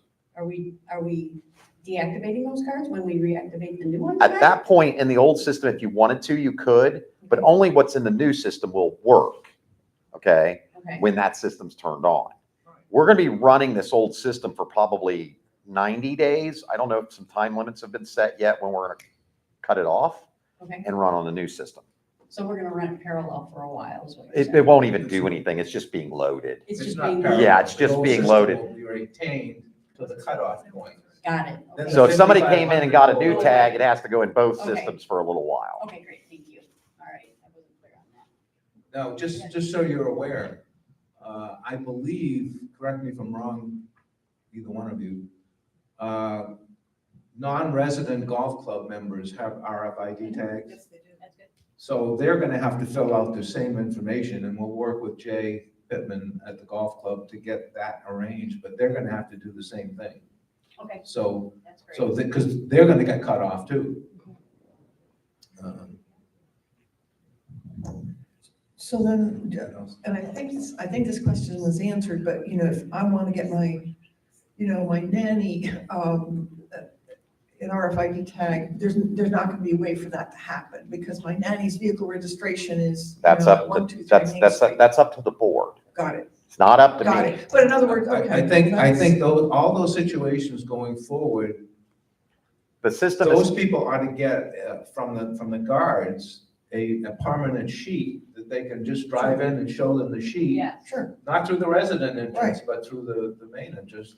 So they don't have to pull out their license every time. right. They'll have a pass. They'll Right. basically have a pass out. They just have to flash it up. But they'll have to go to. they'll be scanning those passes. But it'll be the. They will scan privacy those manager passes. That's gonna do I that. think they have a code on them. No, Just- we have new passes. Passes will be printed. They'll have scanners. The guards will be able to scan those passes. Yeah. They'll know every time somebody comes in on Are that they- pass side of things. So first, let me give you a little base on how the system works. Okay, so what we're doing differently and what we've started to do for the last couple of years is no person is actually listed in the system. It's a property, okay? And then underneath the property, because we only have so many of those and it can't be duplicated, is then the owner is listed. Under there, that spouse is listed. Under there, those children are listed. Under there is they leased it, and here is their renters, okay? So it's always under the address. So the tracking of it is very, very good. So, and there's other pieces that are going to happen, your guest app possibilities and what you can send for passes for people to get through the gates and all that type of stuff. But this is all held underneath that person, underneath that property. So anytime you want to get a tag for somebody else, it's up to the board how they do it, but it's listed under that person's property, okay? It's not under listed. So if you walked in and I'm James Smith, you're not going to find that as the listing. The listing is the address. Where do you live? And so when you go into that, it's one singular thing, where now it's everybody's listed as a single thing. We don't have that tracking back to every address. So the goal here is everything's an address. And then everybody lives under that address. So when that place sells, they can just go, whap, they're gone. Here's the new people. They're added in. All of that goes away. Where before, on a lot of systems, you had to go find every single person in the system that had cards, had tags, had, passes wherever. And so this is so think of it that way, as everything is just the property. And then everybody's added under that. And depending on how the board wants to handle it, which is things we haven't even gotten into. So the TechWave system, which is going to be the master to all this, okay, what that does is it gives an app to the resident, okay?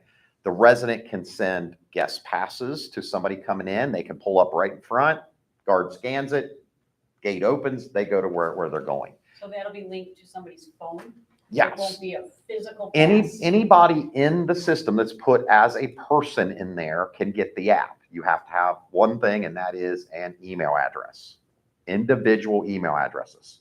Okay, so let's use the nanny example. Mm-hmm. So the nanny has her phone.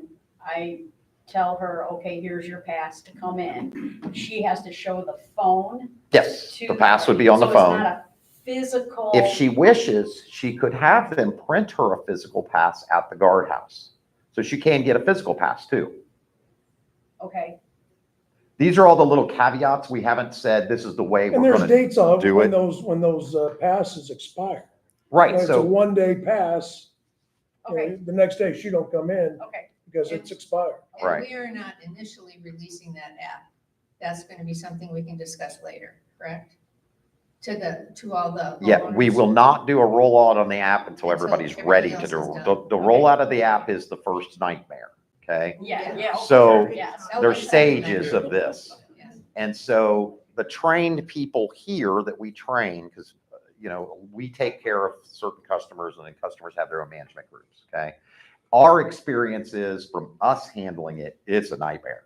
Because when you release 3,000 apps and everybody goes, I can't load it, I can't do this. And you know how many bad emails you get? Okay, so we see the rejects come back, it's a high percentage of everything else. It's going to be another month-long intense getting everybody working in the app world.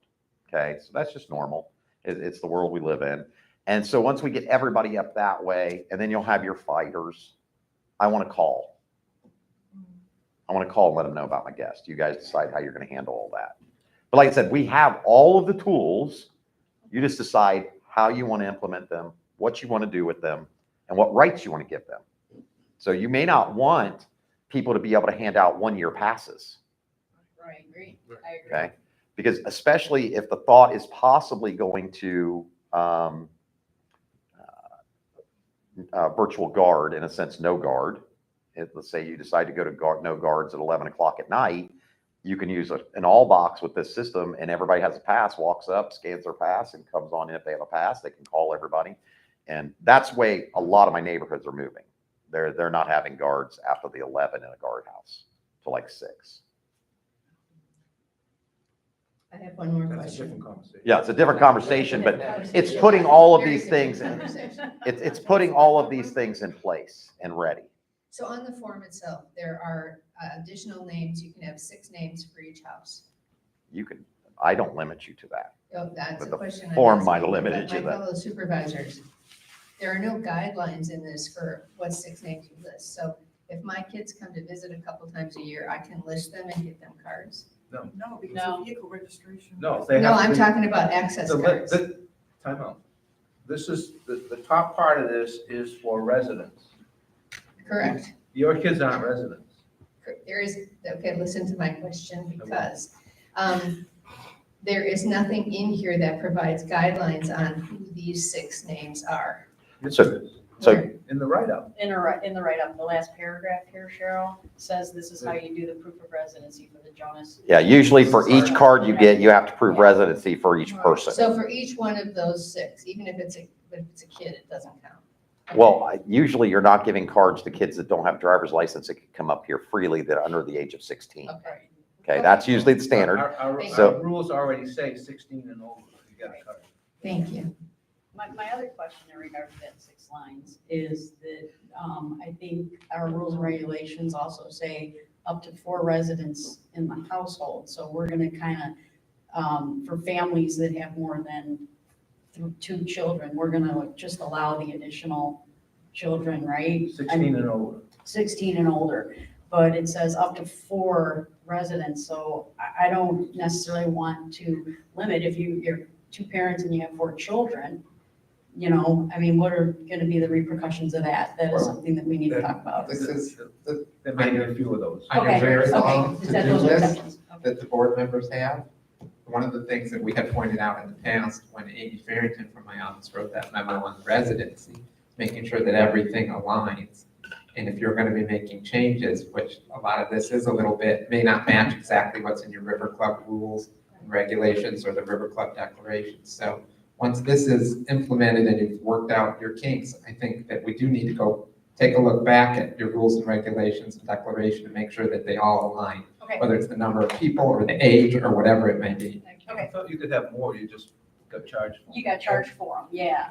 And in that vein, actually, I was gonna mention that later. I mean, we spent like about $9,000 in legal opinions about the residency issue, but we never really heard what your other communities are really doing and how they're really doing it. So I think as a board, I'd like to, rather than us trying to reinvent the wheel, if the wheel has already been created with several of your communities, exactly how are they doing it? Because I think Amy brought up some other Well, things. we did bring forward that information. I think that at the time, the board said, took a step back and said, wanted to take, think about it and maybe get this online, things along those lines. We did write a couple of memos. We did provide information from other communities. And then we have sort of been in a hold mode. But what I'm saying this morning is, I think once you've got this finalized, I think you need to reinvigorate that because I think everything needs to match. Right. This came from those memos. And this one thing was, I would rather, just real fast, rather than list any additional names below, I would put residents. Especially at the top. Oh, I agree, residents instead of the word names. Yeah, Right. yeah, Just so additional it's clear. residents, yeah, the very, On the form on the itself. form itself, list any additional names, additional residents. You gotta make sure that it's, my kids are, I'll list my kid, he comes down here for 3 months a Yes. year, and all of a sudden he's, Yeah, got it. he's not a resident. Got it. He needs to get Here. space. Got it. God, By the way, let me just say, this was very well done. Yes. I mean, I feel like we're I here. love this. Yeah, I love this. I Yeah. think this is absolutely fantastic. Very good job. I'm very excited. I wanted to ask Paul a question. So let's say it's a year from now. What happens if I've just moved into the community and there's an estoppel? So the people who used to own the house that I just bought, are nuked out and then the form is filled out. That goes to a third party, is that correct? No, A cloud, it's in Well, the does cloud. okay. So all that information's held in the cloud, the TechWave cloud, let's call it. And that's where that gives the communications for all the access pieces. So there's this database in the cloud, and then that connects to our carry access systems, which are in the building and at the gate. And it updates those each time the changes are made. And then the computer that sits at the guardhouse and scanner and printers and everything else are connected to the cloud to get those updates constantly. So any changes made in the system are pretty fast. I mean, pretty much immediate. So when that new person comes in, honestly, that's when you're going to find out the old person left. That's how you're going to find out. This is how it works. I mean, they're going to come in and go, oh, I just purchased this and everything else, and you'll get them to prove residency. You'll open it up and that person still exists in there. You nuke them out and then you put the new person in. Once you have that proof of We can that. ask the POA, but the fact of the matter is, it should self-control. Yeah, well, that was I guess my question was, Because the new people can't get anything. it was a physical question, right? Because if we're gonna have, the CDD handling the RFID stuff and the River Club handling when we get to it, to Andy's point, the River Club piece, ensuring that the people who need to know that a change has to be made happens. That's the part of Well, the one process person, I'm not understanding. one administrator is going to create the person. Okay. You can't have multiple administrators creating people. No, that was. Right. We'll So be handing out the RFID sticker to the new person and the River Club's Leanne's going card. to be the control person, Stefan will be the backup. I see, okay. Once Okay, that the was my system question, runs. is physically, how is it happening? Was my question, okay. For you thanks. guys. Yeah. Okay. We're not. yeah, so that administrator person, as they receive whatever information to be, whether that person came in or whatever, they will build that person out. They can hand out their cards right then. They can give them their tags, what they need to, and that person is enrolled. Yeah. So, yeah. It has to go to one funnel point. Right. So this is what I was getting at. That's why we're doing this, is because there's Yeah, it's like this. Yeah. Yeah, we have a lot of different pieces here, and that's the one thing is we're moving to a one system. It's going to be a difficult integration, getting us all the way to that point. Hopefully, 90 days after first of the year, but it's what has to happen. It's too bad now for my third time through this system. I don't know if it's the right time to ask Paul, but the renters, is it an automatic sunset? Yes. It is. Okay, so Based on if their I have a lease. 3-month rental based on the lease, So what'll happen is they'll stay in the system. They'll stay in the system, but their credentials will drop off. I see. So then all of a sudden they'll realize that my tag doesn't work. I can't get through anything. And when they do stop at the gatehouse, then we can start talking about what happens when the guard gets this person who's in denial that their leases ran up, they didn't renew with you guys or whatever has to happen. The guard could inform them to see administration, or something like that. Okay, the only other, just one other quick thing, and we shouldn't spend hours, I guess, discussing it, but as you know, when you lease your house out, you give up your access to the River Club amenities for the period during which you have leased your house. So I'm not supposed to be able to put tennis courts, play on the pickleball courts, come up to the River Club and dine, etc. Have we thought about how to handle that piece of it? Call police. The credentials, No, this is just access. but the credentials and administration can, okay, so It's here, you're only. No, she's talking saying somebody who leased their house out but still is in the area yeah, can come in and use the tennis No, I court. understand there's access. No, my point, maybe I'm misunderstanding how deeply we're getting into the River Club administration piece, not as deeply as I think. Okay. Yeah. No, I'm just trying to understand. No, if somebody sneaks in to the tennis court and No, I'm not getting at that. I'm purely looking at the process of, is this at all touching on the other pieces of running the River Club or not? I know what you're saying, Jim. Yes. I don't think so. No. But I think after we do phase 1, Then maybe they that's a may. discussion That's we all can I'm have. asking. Yeah. Well, give me an example. When you say running the River Club. Well, dining reservations, Yeah, tennis that's reservations. That's my question. Different Is it system. not, okay. Yeah. Completely different system. Yeah. now what you We'll could talk do about there, that. what you could do there is because it's in the Jonas system, is those leasee owners, because understand, it will show the address, the actual owner, and then underneath that's going to show the lease. Yes. Okay, in our system, this is the lease person. Okay. And what could happen then is the administrator can send that lease information and homeowner's information back over to Stephanie. And then Stephanie and Jonas can say, null and void for, Till the sunset period. till this period or whatever in Jonas. I mean, it would be more physical than something happening electronically because the two don't, they do not communicate. Okay. We couldn't find any way to communicate all of this stuff. into Sure, yeah, I one. figured, yeah. And the reason I asked is I wasn't sure, so. Yeah. So we're talking about two different maps on our phones, one for Jonas, One for- yes, That's one for okay. the, which is fine, yeah. I love that. We're getting close to the 2-hour mark, supervisors, and we still have a lot of other items to cover. I'm not sure whether or not there's any more questions for Paul. No, I'm sorry, Paul. Thank you. Very Thank you. nice. If you have any information, have questions, you can send them through Keith and I can answer all those. He'll just send them over to me. If you'd like, think of an idea or anything, send them over. Like I said, our schedule right now is planned after the first of the year that we'll do the initial training here. And I think we're planned to roll, I think it's the 6th. Is that correct? And when are we gonna be communicating? January 6th. Training first and second and third. Yeah, we're planning on training 2nd, 3rd, the 6th, we're rolling forward unless somebody stops us up to that point. And we'll be sending a communication out to everybody?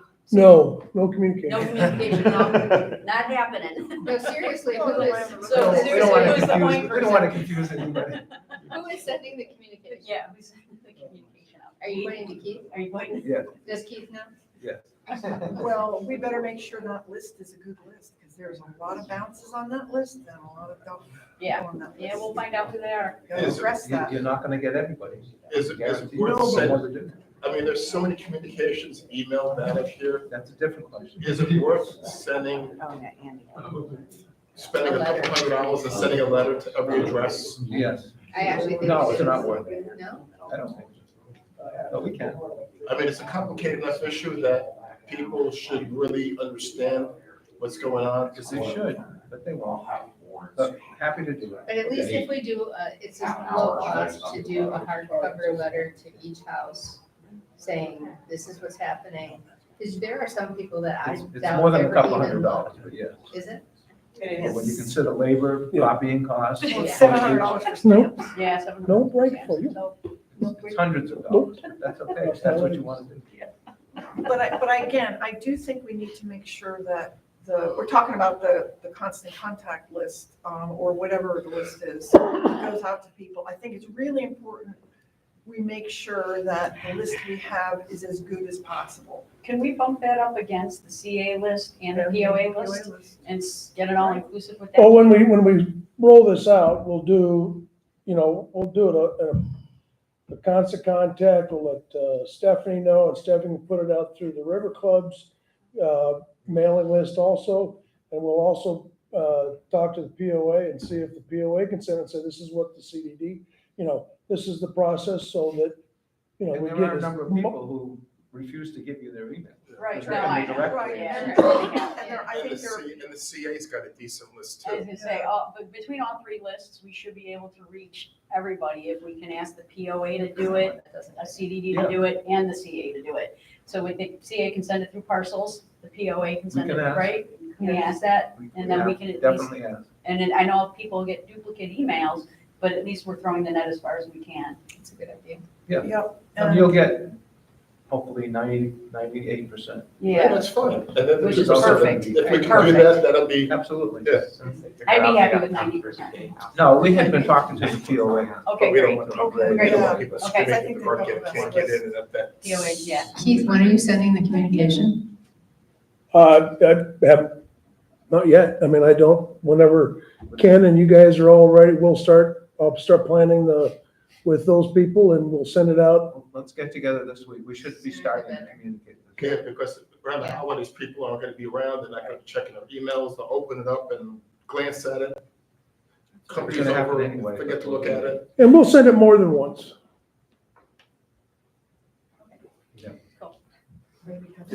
So, it's 11:28. Does anybody need a break? Yes. Okay, so we are gonna go off the record at 11:28 a.m. for 10 minutes.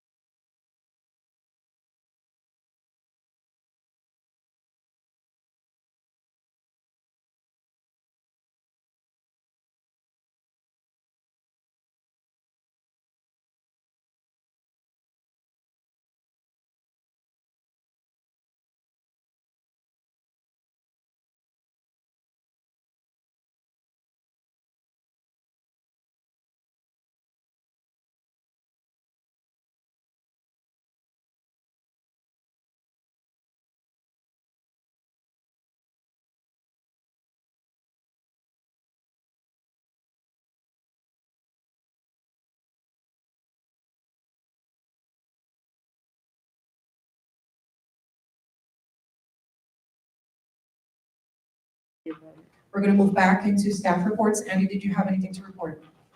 Yes, a few items to talk to the board about. The first is that Amy Farrington from my office has been working on the FEMA appeal. It is due January 5th, I believe, right, Belinda? So her and Belinda have been working hard on that. We have a rough draft and it's moving forward. We did get some good news in another community where we have filed a similar appeal, and I saw Jill's face, nothing, no money or anything like that, but they agreed with the initial argument and sent it back to FEMA to reconsider. So we'll see. We have similar arguments here, so we're hopeful that it might pan out in some respect. Let's see, what else? I did want to mention, last meeting we talked about, and we procured volunteer insurance, and we had a little discussion this morning about volunteers. I did prepare the waiver that to utilize. But one of the things I wanted to mention, it was brought up to me afterwards, I just want to discuss with the board, is we don't want to be using volunteers for licensed work. So we don't necessarily want to have volunteers being our electricians and things along those lines. But, helping out at the pickleball courts and things that we've discussed, certainly we have the insurance now. We have the waivers for people to execute. So I did just want to review that. Let's see, I did send the demand to the golf course with regards to the oil spill. I copied all the board members on that. I have not heard anything further. I don't know if anybody else has any update. But that was transmitted. Great. And then the final item is, usually around this time of the year, and I know you're going to get to your committees, we talk about me putting on a sunshine presentation, January, February timeframe, so that maybe that's something you want to discuss in your workshop next week. If we want to get that scheduled, once all your committee members are in place, and things along those lines. And in that vein, I've had a couple of discussions with some of our new board members about sunshine laws. Glad to discuss sunshine, public records issues with any board member. I do know also that an issue has come up that I've gotten a lot of questions about. Can board members, send out an email says, hey, here's some information, don't reply. From a pure legal standpoint, you can, but I think, and I've said this to anyone who's asked me, I think that it creates some potential pitfalls because it's very easy for another board member to respond and say, thank you very much. And then, it's the exchange that causes the issue. Or sometimes it's controversial issues, a board member will send something out, maybe not here, but hey, I think we should paint the River Club pink for the holidays, okay? And then every board member wants to be like, no, pink's a horrible idea, or yes, it's a great idea. So I think it's best to avoid that if you can. Typically, you can utilize, again, you can't use Belinda as a go-between, but you can utilize Belinda and her team for distributing information, and then it removes the potential for someone writing back and us having a potential violation. So these are just some of the things to be cognizant of. These are some of the things I can cover when we do have our presentation. I can go over with the new committee members who might not be familiar with some of these issues. So Yeah, I can use more of that. just wanted to put that on the radar. And other than that, I'm glad to answer any questions. Just a reminder, and maybe Joe and Cheryl have already done this, but the mandatory 4-hour Yes. online ethics sunshine training, you two will have to do it next year. Okay. It's the longest 4 hours of your life. But it needs to be done. Fast forward. But totally worthwhile. I did it. If you've done it, great. Yeah. I just want to remind you that by December 31st. Thank you, Ken. And Next year.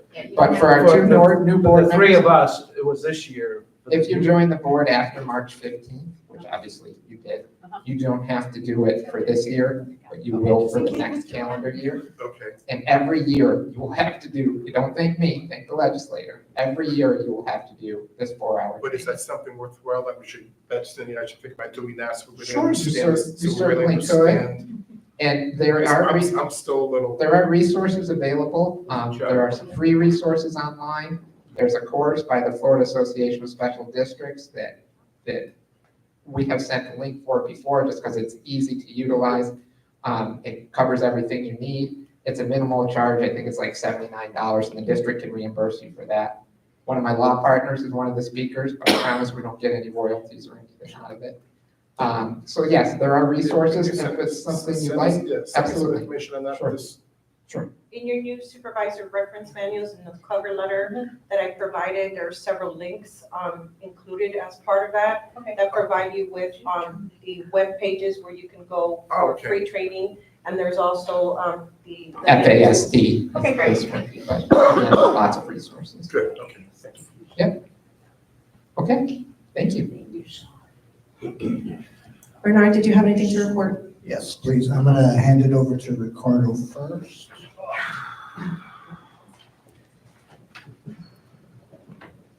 Thank you. We'll be reporting on October's financials. Before I start this one, this is one of the things that I wanted to ask the board. I know we spoke briefly about the dates because of the reporting. We're always reporting on a month behind.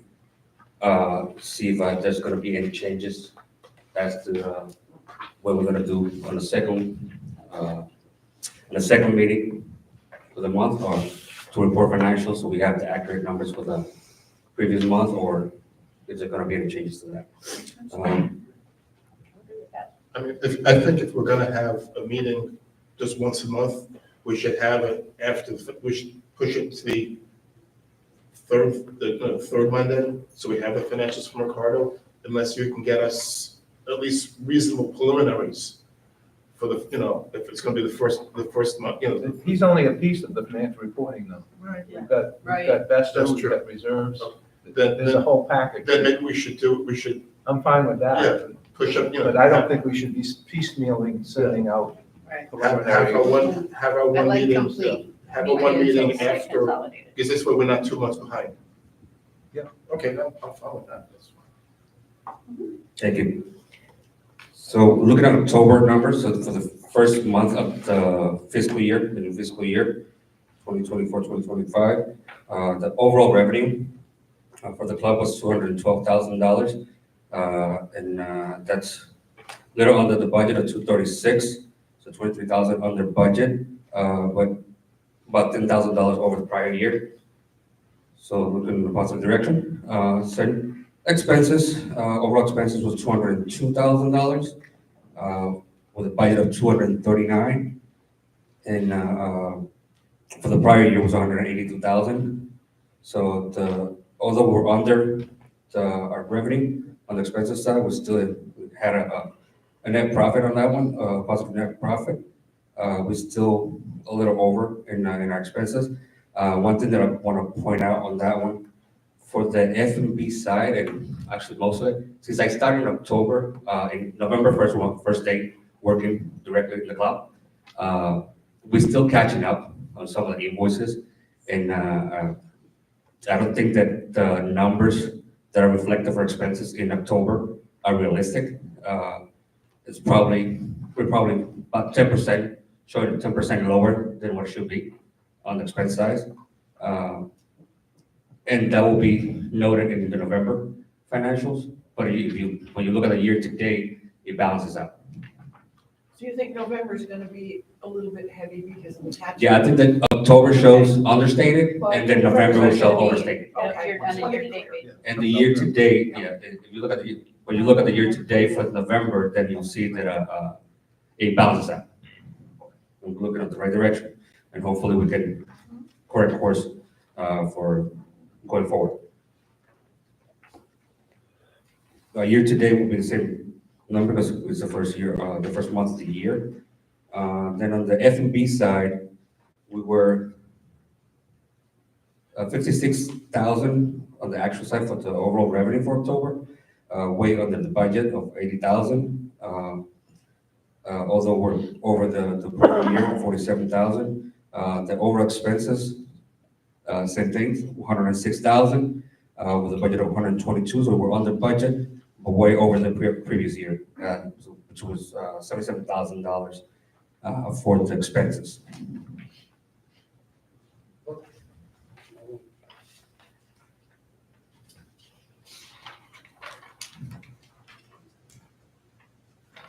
Then on the cost of sales for F&B, we're showing an actual of 35%, 35.4% on the cost of goods for food, and then 21.9 on the beverage side. But like I said, I think that that's understated. It should be probably closer to 40% on the food and about 25, 26% on the beverage side. But we're still way under budget. The budget was 50% for the food and then 25 for the beverage side. Previous year, we were at 49, so we should still be under the previous year cost of goods for both food and beverage. The one thing that we do have to work on is on the salaries and wages for the F&B. So the actual for October was 56,000 with a budget of 49. So we're way over the budget on that one. And so there's a few factors. Mainly the way that we did the budget, we split it, the full-time and part-time. I think we did it, we did pretty much a split of 50-50 on the full-time and part-time employees. But then when you take into consideration the burden for both of them, so the burden for the full-time is a lot higher than for the part-time. But on our employees, on our payroll, our part-timers, they're a lot less than what they normally are, than what we projected for, I think. We're still using a lot more full-time employees. It's hard to get part-time employees in this economy for some reason. People don't want to work. But the other thing is that I think that we didn't project correctly. Since we didn't project correctly the split between full-time and part-time, that burden is eating up on that. And that's why we have a way higher salaries and wages for what we projected. Well, that's a piece of it. That's a piece of it. I think that's the major piece. We No, also. It's consistent with the salary and wage overrun. And we also, on the previous year, we used, last couple of years, we used a lot of temp employees, which it was coded on the contracted services. Yeah. I think if you take both of those into consideration and you put it together, the percentage over budget is a lot less. So I think we were showing at 35 or 38 or 35% over budget on the salaries and wages.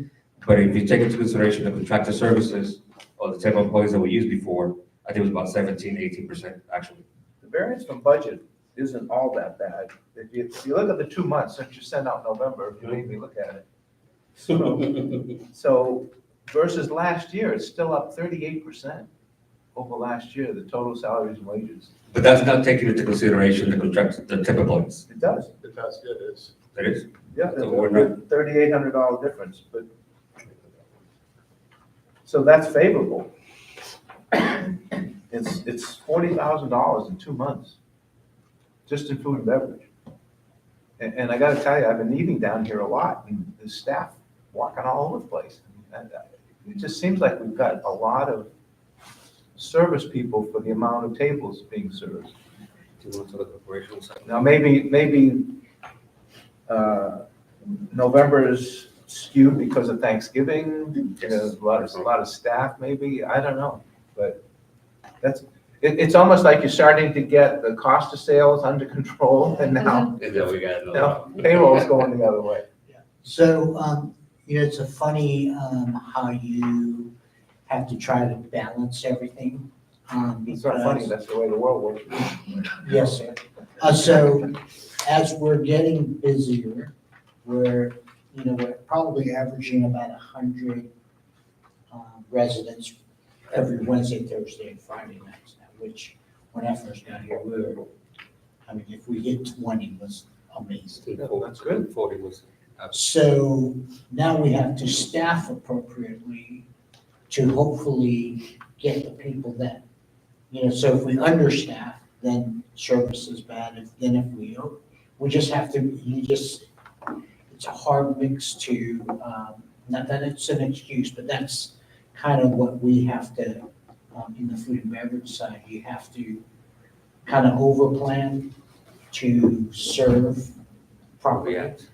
Uh, Another thing, if you have, we talked about reacting to whatever the day is bringing. So if we have a slow day, try to cut down on the personnel throughout the day.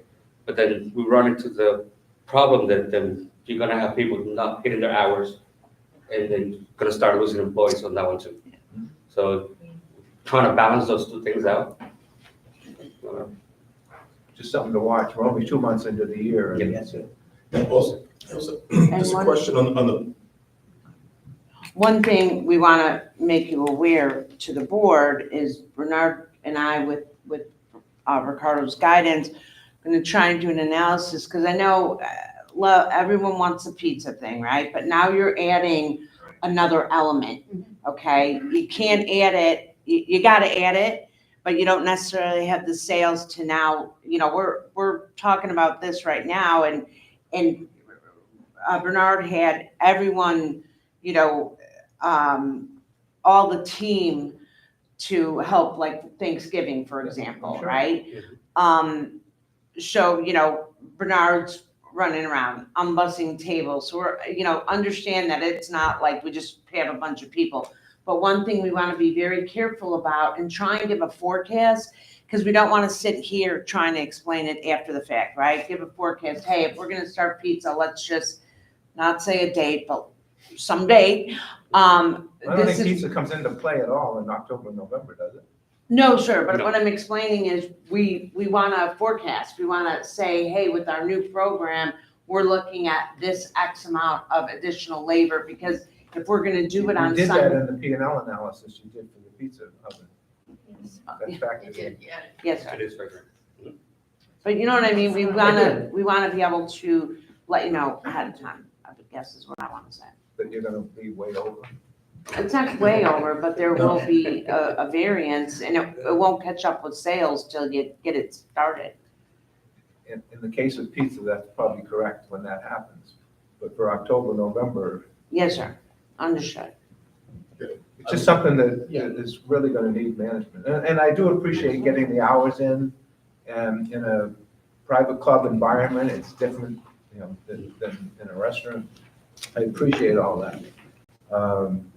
But it's just when you're 38% ahead of Start of the last year, it's not budget, it's last year. So what's different? And we don't have the volume, at least profitable volume, to cover that cost. yeah, I agree with Ken. I mean, I know I've spoken to Bernard, and we need to make sure we have staff here to serve the people who come in, because if we get people to come in and they don't have staff, you get upset residents who never show back up again. So I think it's a very fine balance, but we really need to make sure is we have labor costs matching our food costs, or almost, and which matches our sales. So, I mean, we're never going to dig out of this hole. Fortunately, we're making money back in other areas, so the loss is not as bad, but we definitely need to look at that side of it as well, because we really would love to get this subsidy down from where we've been at 600, close to 600, even though it's now budgeted for 5. I'd love to get it back down to 3 where it was at some point, so we need to look at that. But I also have a question. I know you're getting a burden on the tips. Where is that listed here? Where does that burden show up? Does that show up in wages and benefits? On the tips, yeah, that's included into salaries and wages. Okay. So the burden is a burden, okay. Correct, it's all good. Just making sure, okay. Well, that's pass through though, isn't it? Yeah. It's a white, but it's included within. But it's actual. Correct. Yeah. It is Okay, the burden percentage is just for budget, but actual is what's in the expenses. I don't want an answer to this today, but I would like you to prep something for next meeting, which is one of the reasons revenue is way behind is because we budget a lot of external events, remember? So I would like an update at the next meeting about what's being done to start attracting some of those external events. Thank you. Can I piggyback on that question as well? The lady that spoke from Bella Vista today, with Therese, she said that she had a potential at 55, and that was a private room. So my question is, like, where's the threshold? Well, and I thought that you only pay for a private room if it was non-resident. If these are all residents that are coming just making a reservation for 35 people, there should No, not this be a is, room this is charge. a private, this was a resident private event. Because it's Bella Vista only, it's not open to the public, and I guess that was my question. It's Bella Vista only, it's a private event in a separate room with its own menu. Yeah. Okay, but if they wouldn't have done It's a their private own, event. no, but if they wouldn't have done their own menu, would it have been a private event? Because I'm gonna tell you, we have a group that comes up here about once or twice a month that is about 30 people. And we always get the private room and we order off the menu, and it's not a private event. So there has to be some consistency is what that's what I'm asking. concerned. So Well, to me, and this is just my opinion, I'll let them answer, but if you've got a private menu, a specific menu just for your group, it's a private event. Yeah, and did this lady want a private menu? Correct. Oh, okay. Or was she trying, it sounded to me like she was trying to make it easier for the kitchen by saying, we won't order off the menu. You Right. can just do a chicken So buffet what- for us. Right, so you come with 30 people, you're in that room. So I don't know what's said to your group, but what should be said to your group, hey, you guys, 30 people, we can't, please don't expect all the food to come out at once. I mean, Exactly. yeah, so Yes. as long, I think it's a fine line and the communication has to be quite explained, right? But You it have has, 30 I'm sorry, Julie, No, but it but- has to be the menu that is offered for that day. It cannot be a special menu, a special anything at that point. So that's the one thing I wasn't clear about, so, okay, thank you, sorry. Yes, Well, so it's to a the private previous month, it was on the hamburger. So Okay. we just set up the same food. Perfect. This time, they wanted a totally different buffet setup, total different menu, everything. So that's where. Then that is a private event. Correct. I mean, Okay, thank you. but if you want to go to a buffet or, whatever, you're making up a price. Just include the $100 into it, there's no room charge. If it's 35 people ordering off the menu or 35 people ordering a buffet, and they're all residents, they really shouldn't be paying the additional tip charge. It should be regular charge, because it's still, what difference, does it really make a difference at that point? I mean, if 35 people order hamburgers or 35 people So you're order saying, chicken. instead of having it on the gratuity Bernard, side, the $100, just- remember? No, we're saying the Put- $100 room charge. the room charge, $100. and just split it up. Charge it double. Add it. Just- So when you have a private event like that, you have to now employ people to set up a Right. total different buffet. Well, no, We now have livings Work on those there that, tables. it's, That's the gratuity, he was talking about the room charge. Yeah, the room charge. well, I mean, it's $100. It We can split it. covers. So if you got 30 people, add $3 to the meal cost. Don't even tell them. If you're making a special meal, just. Right, I but think there's when you have a private event and you want this room and it's $500, I think we have to be transparent, so Well, but that's when we have to go to the finance committee and do a pro forma based on an event, you're gonna say, hey, you gotta, how are you getting the linen costs covered? I mean, these questions are going to come up. I think we just, maybe Bernard will, create a, We said that So- we can always cost the event on case by case basis.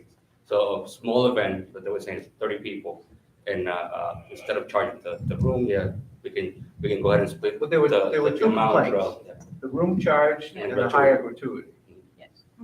the And the 24. higher gratuity, and that's what Bernard was saying, so if you're setting up a private event, then you have to order linens, and then you have to have a separate set of the tables, So and you have to have can people covering somebody- just those tables. Can somebody advise them that all they really need to do is make reservations? If there's 15 people, reserve 3 tables of 5, and maybe just ask, hey, can we all be in the same room? Right.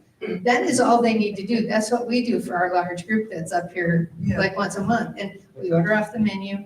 Maybe they just need some advice so that they understand that you're not trying to push them away, but they need to kind of fall into what And I normally think, happens. I think that may be helpful. Yeah, I think, honestly, you know, we're new in selling private events, and I'm not new, but the people, you know, it's communicating the right way to our guests, educating them. It's kind of where we're at right now with staff and management, how we communicate to people so that they can understand why. And we're at that, unfortunately, we're at that process to where you might not communicate that properly. And I heard something else in what she said, which is, you know, sometimes we're 12 people and sometimes we're 55. I think that might be one of the challenges is that because we're getting a lot of walk-ins now. And if it's Wednesday night and somebody says, well, we're gonna have 50 people, and then, oh, sorry, only 15 have come, but meanwhile, we had to turn away some walk-ins because we set up for 45 people, but only 12 showed up. That's, I think, one of the tricky things that we're facing. No, absolutely. So like if a wedding came in, or any event, private event, you know, we require a guaranteed number, X amount of days because we gotta go buy this stuff.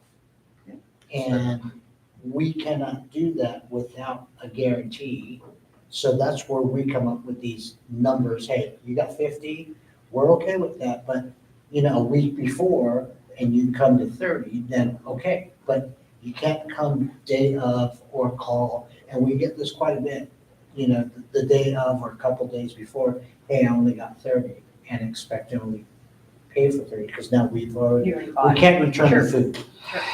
We can't return. And that makes sense. But so you know that the event that she had previously mentioned, it was for 55 on a Sunday, and a percentage, I don't remember what it was, 50 or maybe a little more, were not residents. So then the question is it fair that you're gonna close out reservations and more than half of those people are not residents? I'm a resident, I wanna come here, I should be able to come here, which I understand. So it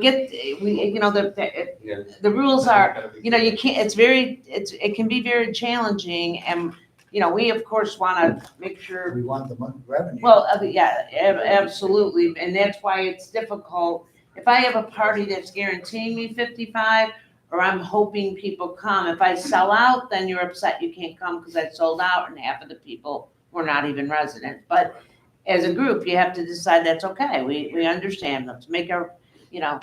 Is this something social and dining can help with and put some context around for you guys? That'd be great. Maybe, yeah. What you guys So the whole reason for the buffet that we had discussed was we're doing 100 plus for burger night. And she wants to eat at the same time. Everyone's got to be all their meals at the same time, which if you're doing 27 to 30 people, it's not, most likely when you're doing the numbers we are, it's not going to come out all at the same time. So we discussed doing the buffet. Doing a burger buffet was because that was our night. It wasn't any, you know, it's what we're doing. But then when it became, you know, hey, well, can we do something different, this and that? That's when it started where it was more of an event. But I know the buffets do help. If she comes in with 55 people on a burger night when we're doing X amount already 100 plus, it's gonna be tough. You know, but to serve everyone at once. And operationally, I would think almost all of you have been where if it was, what was that magic number, 25? If it was over 25, need to do a limited menu, chef. Come up with the limited menu. And that's what we're doing Because now. if you try and give someone this whole menu, right, and it's got whatever number of items, 30 items, it's unfair to the kitchen because operationally it puts a really big strain on the kitchen. So instead, you come up with this limited menu where it's got, with the client, of course, but, right? I So mean, what we discussed was, we came up with a limited menu. She is now going to ask all of her people that are coming to pre-order, and we're gonna be able to have everything ready to go. So it should be figured out. Okay. So. So one more, and if you want to defer this to dining and social, that's fine. But have you all addressed the Farco group? Because I'm getting emails like crazy. So, You know what the Farco is? It's, yes. No, It's a dice no. game. Oh, the dice game. Okay, it's a dice game, and so what, the emails I am getting is that they used to always play on Wednesday night. It's a 2-hour time slot, they order off the menu, they stop playing when their food comes, and they're not being allowed to do that anymore because obviously they need a side room to do it, because Farkle is, unless they use a felt mat, it's gonna, even with a felt mat, it's kind of noisy, you have to close the doors. Have you come to a conclusion? So, I spoke with the Farco group, personally, and of course, they didn't get the answer that they were looking for. So the last I spoke to them, they were going to email the board. Yes, I already have that email. Okay, I don't know if everybody else got it. That's what she's asking. Well, we're gonna- So, That's fine.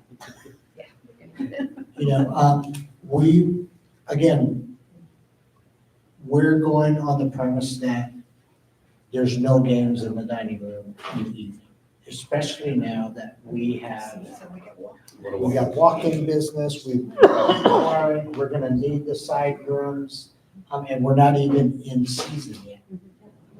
We're close to season, but we're not even there yet, and we're averaging, between 100 and 150.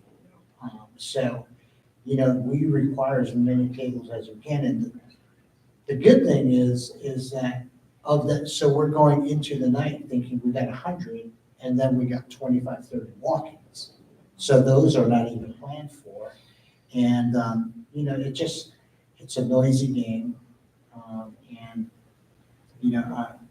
it's a noisy game, and people don't want to kind of eat in. So we'll bring it up at dining and social, which I believe is coming right up. Yes. And we'll talk about it then, and then maybe dining and social can help and make a recommendation to the board, because by then you'll all have your emails, and then we can settle it, okay?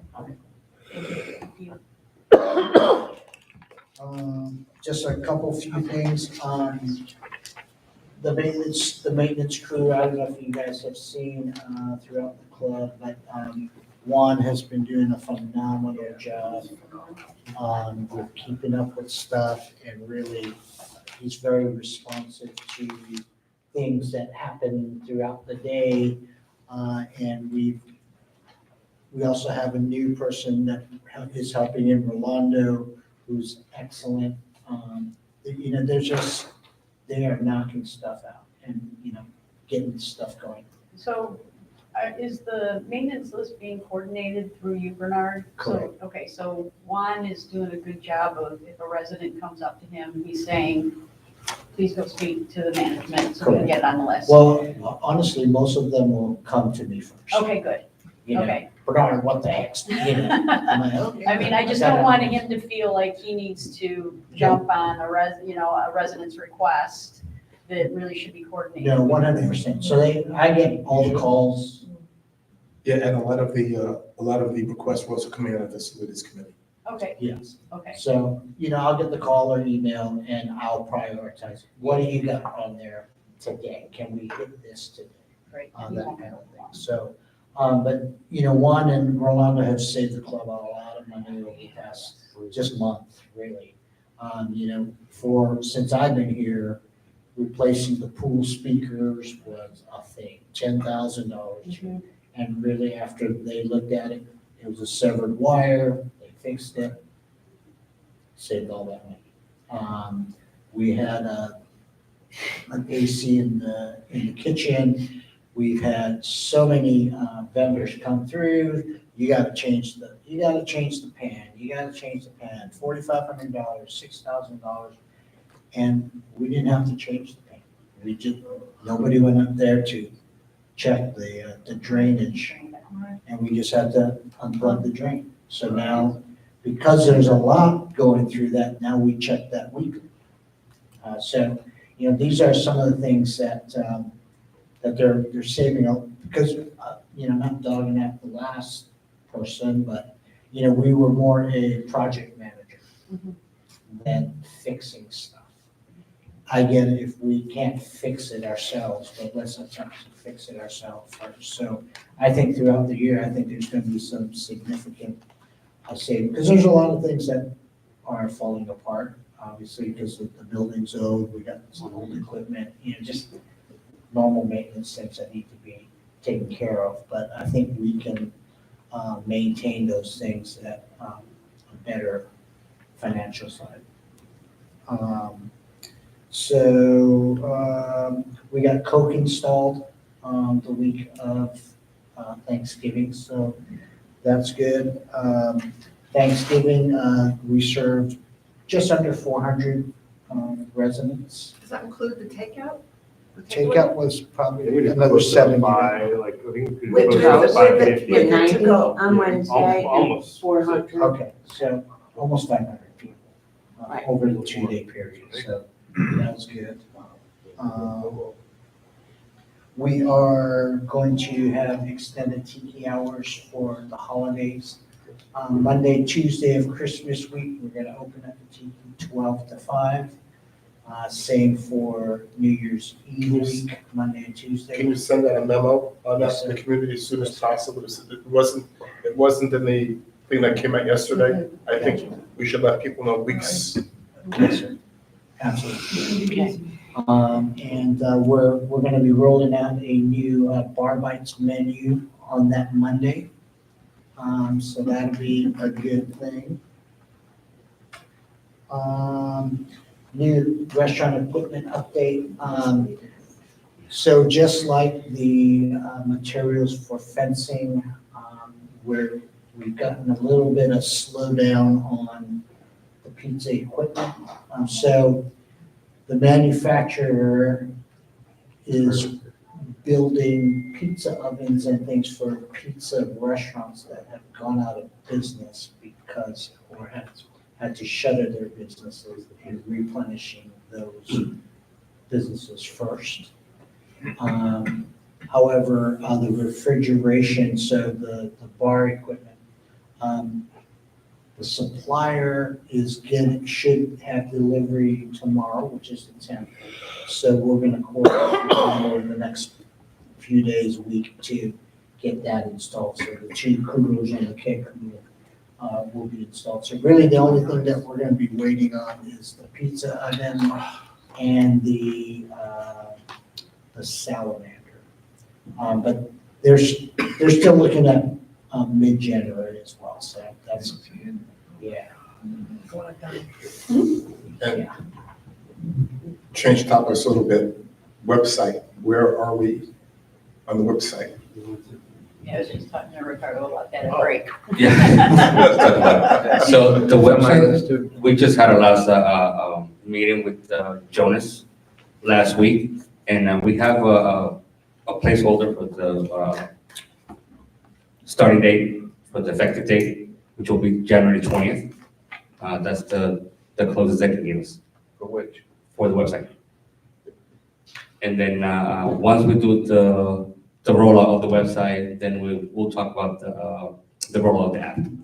But has anybody looked, I mean, where were we with the design of the website? I mean, The design. I mean. Design is almost finished. So we had the pages are already made. Everything has been completed. We're still just going through our wording that we're gonna have in each page, changing pictures, so we're gonna have transitions, the type of transitions we're gonna have. So design itself is done. We just, we have the next 10 days, the next 10 days to give any changes we wanna make to Jonas, and they'll make those changes, but they'll be the finalized. That's super. Do we get to have any input into that, or do we just let Fester run this whole thing and put it up and, I mean, what's? That's what I was gonna ask. So you've got a prototype out there. Who's doing the testing?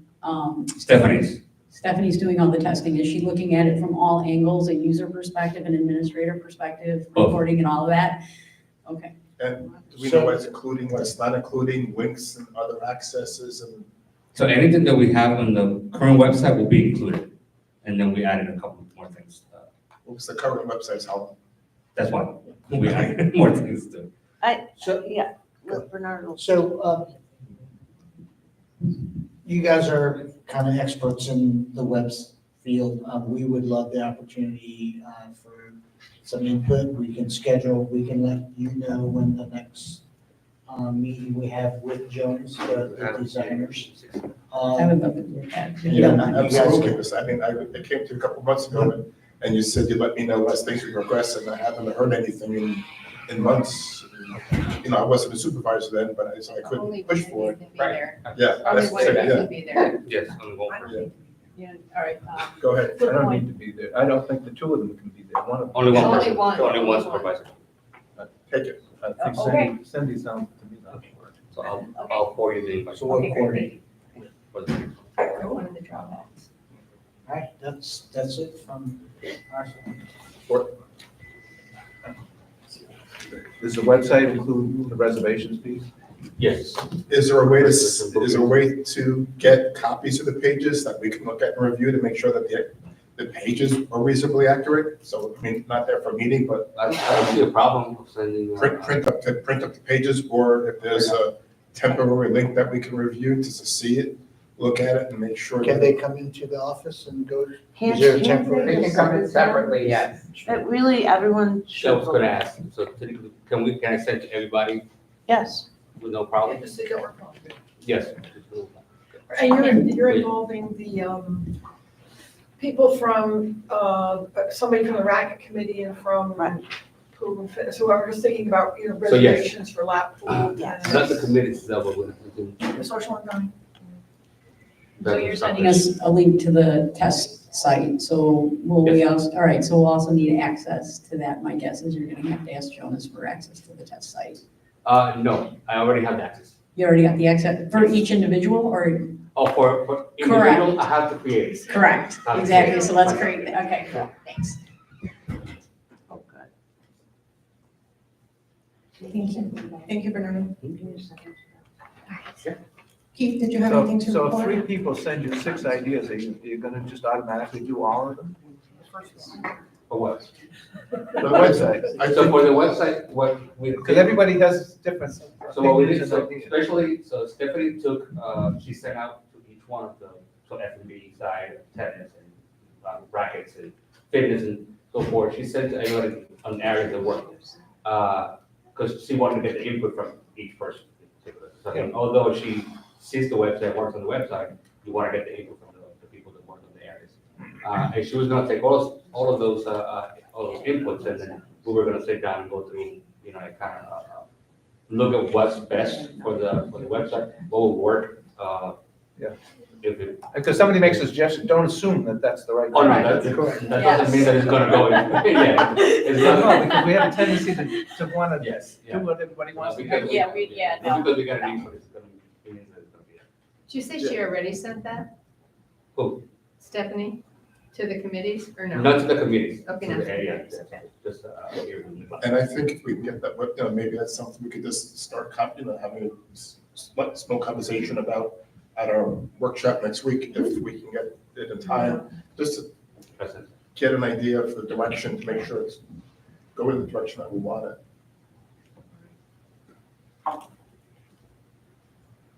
Okay. Keith, did you have anything you wanted to report?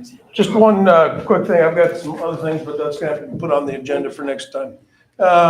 When John was here, he was talking to you about the oak trees and some of the dead branches up in them and those type of things. I've got an estimate from LMP, and I also have green toppers coming out to give me an estimate to go through our oaks. And LMP did a quick, it's 176 oaks that we have that have branches in them that need to be cleaned up. And so there's actually more than that, but some of the oaks are pretty close together, so they're just counting them as one.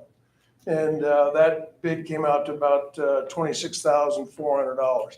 You've got to have a lift involved, lots of trees. I will have another estimate, and that'll get put in the agenda for next week. But this is something that I don't believe we've done.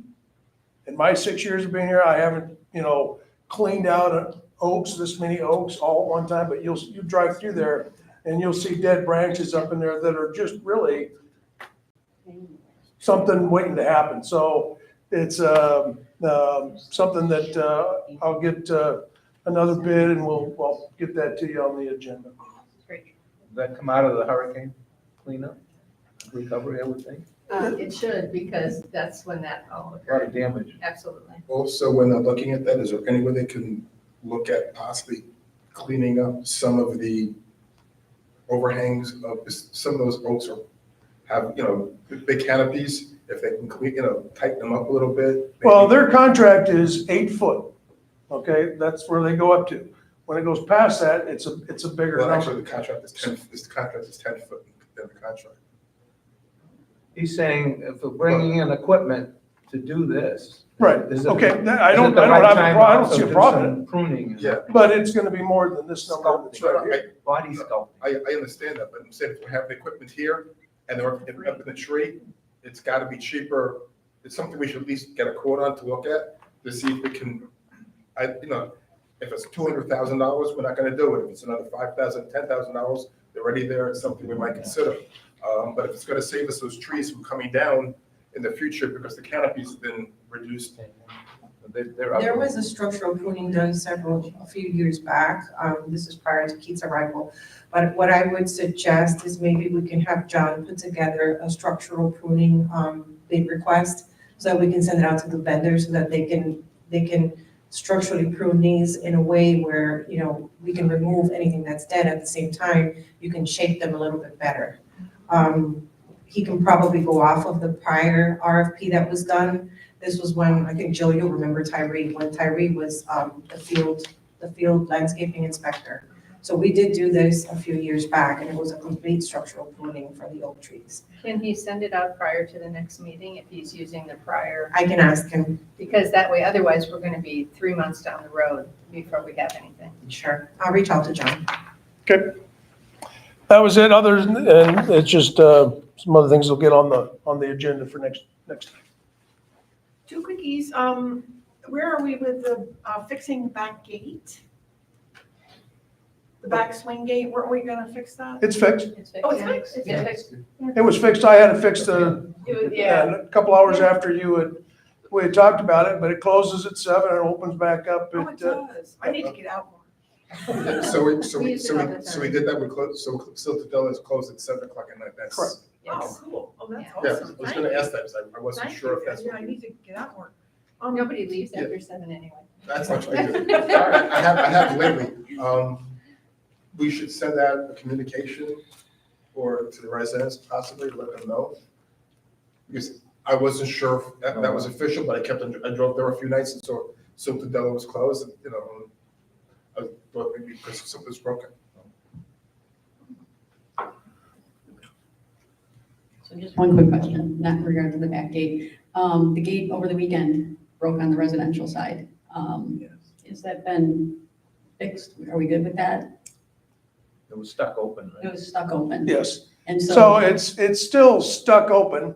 That was my conversation with Paul as he left. We're getting a lot of people that are trying to piggyback as they come in that gate. yes, It's becoming a epidemic. Some you can catch on camera, and some that it happens just boom. One was a vendor that was coming in. It was our fault that thing came down. So Paul is right now, he's saying, I can't get it to come down, and he's calling it a loop problem. There's a loop up in there that when your car comes over those pavers, it activates and lets them know there's a car there. That reader brings the gate up. But when you leave, it brings the gate down, okay? So we have a loop problem. It was hit so hard that it turned that whole box and arm, all right, and I think maybe busted the loop underneath. So we're gonna have to pull all those pavers up, close the resident side, they'll have to come in the vendor side, and get that fixed. Do we know who Okay. did that? It was done, it was ours.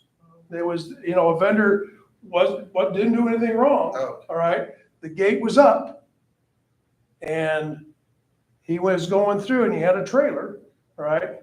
Came right down on top of it and hit it pretty hard, turned that whole thing. So, but that's just one in a whole realm. I mean, people are gonna, I'm kind of thinking of maybe talking with Rick about putting a speed bump Yes. Oh, that's a good there idea. That's what I was gonna ask. at What that kind of location, solutions? because it's becoming an epidemic. So I see it, pardon? Some of my communities do have. Okay, because I was gonna ask, what kind of solutions does Paul have? But a speed bump might be that might solve the issue. Because over the weekend, I myself was out running on Saturday morning and I watched somebody pull into the Welcome Center, realized they couldn't get out on Pissarro, came back out and then just flew through that residence side. So does, obviously this is gonna be a relatively big fix for Paul at this point. Do you have any idea on when he might have that gate back down?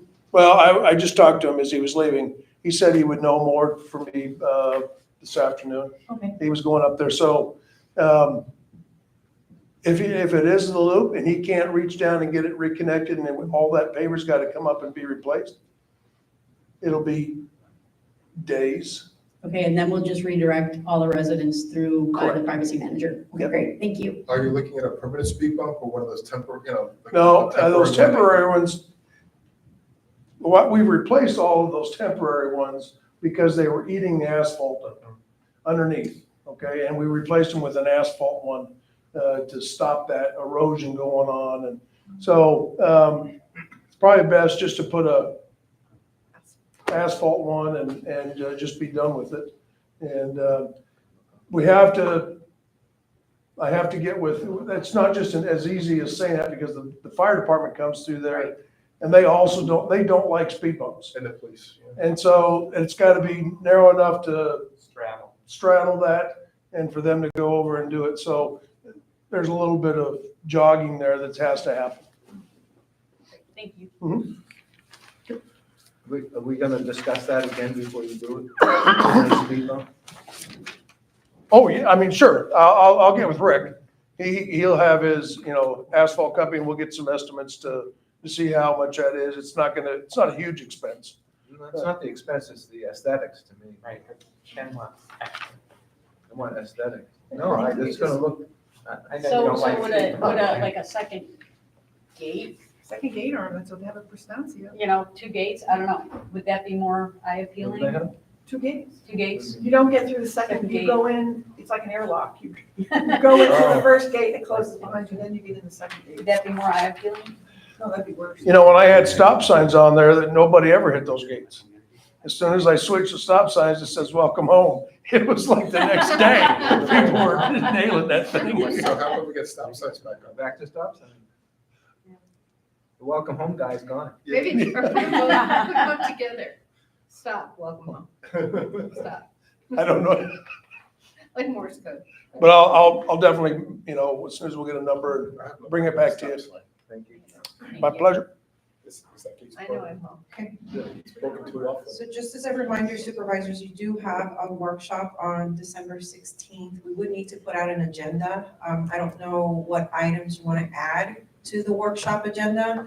If you want to send those to me, please do so that I can have Amber advertise an agenda on the actual website. Keith is going to be here to record the meeting because it will be recorded. Few things I did want to remind everybody of is our next regular meeting would then take place on January 13th at 9:30 a.m. We're keeping to the meeting schedule that was adopted prior to the change in the board. Does everybody want to continue with the Monday schedule, or has the board considered or discussed maybe possibly changing the meeting dates? Well, as I'm fine. I don't mind Monday, but like I said, if the financials are not gonna come out until, Can't do the third Monday. I heard somebody mention that earlier. I can't do it. I mean, it's not the end of the world, but third Monday. It's the second and fourth right now. I'm at the fourth Monday, so the fourth Monday. Keep the fourth. The problem with the fourth Monday is November and December will be holiday weeks, which is why we always kind of focused on the second Monday, so you wouldn't have to move things around. If the workshops are public, do we need to have a board meeting? No, that's what I was thinking. Point. But finish the thought. I'm not sure. Okay, my thought was, We don't approve them. we don't approve the financials, so can't we do them in the workshop? We just Yeah. review them. Yes, Yeah, okay, absolutely. We can okay, discuss anything. okay. So then that could just Okay. be, Board meeting on a Okay. second. I just want to make sure we discuss the financials in a timely manner, not right, I'm gonna shut up now. 2 months later. Yeah, just so you know, we also discuss them at the finance committee meeting. Yeah, And yeah. Ricardo comes and we go through. But like I said, but I can't come to But you those. can't come to I can't come to those. That's Well, actually, you said we could go to a meeting as long as we don't say anything, but you don't really Not like, a fan. not a fan of Yeah. that. But I have, Not more changing importantly, anything on it. Most of my board members can't usually sit there. So we're Not gonna keep, singling anyone out. we're gonna keep the schedule as is. Yes. do we want to do a workshop? You have workshops scheduled before every. For every Oh, meeting, okay. there's Yeah, one. 8:30. You can always decide again. And they're already advertised, so that's not an issue. Okay. FEMA has designated a program delivery manager for a new RPA for Hurricane Milton. We do have an RSM meeting, which is a recovery scoping meeting scheduled for tomorrow in our office with the new program delivery manager. I ran into some issues with the LMP invoices for the debris removal. I sent them back, although the expense is booked into the financials as an accrual. I have not paid the invoices, but there wasn't a lot of the detail that I needed in the invoices so that I could decipher what was what. So LMP is working on revising all of the invoices. There's a good, Approximately, how much do you think was hurricane related? well, according to the financials, what we have booked right now It was is like 57,000. 57,000 is what's in there. That's all just LMP. That doesn't include the main fountain, entry feature that was repaired. That's another 4,000, but we haven't paid the invoice on that one yet. But, I am going to discuss the damages. They're probably gonna move forward and set up inspections. I was pretty surprised that we got inspections already set up for Greyhawk. They're gonna be sending out the EPA to review the locations where there were uprooted trees because they need to just make sure that there's no archaeological events happening underneath the ground. So LMP will have to provide the coordinates of those items. Yes, Ken, this is a real thing. It is real. I'll provide an update after that meeting tomorrow to see where we are, but I really do need for LMP to really go back and make all those changes to the invoices. It's unfortunate, given what we ran into with the 40 previous invoices that I had to send back last time, but I'm hoping that Chris and his team can get everything to me before the meeting tomorrow so that I can share that with FEMA. But I do have photographs and all of the documentation that Keith provided me with as well, so we'll see how this meeting goes. Any questions for me? Joe?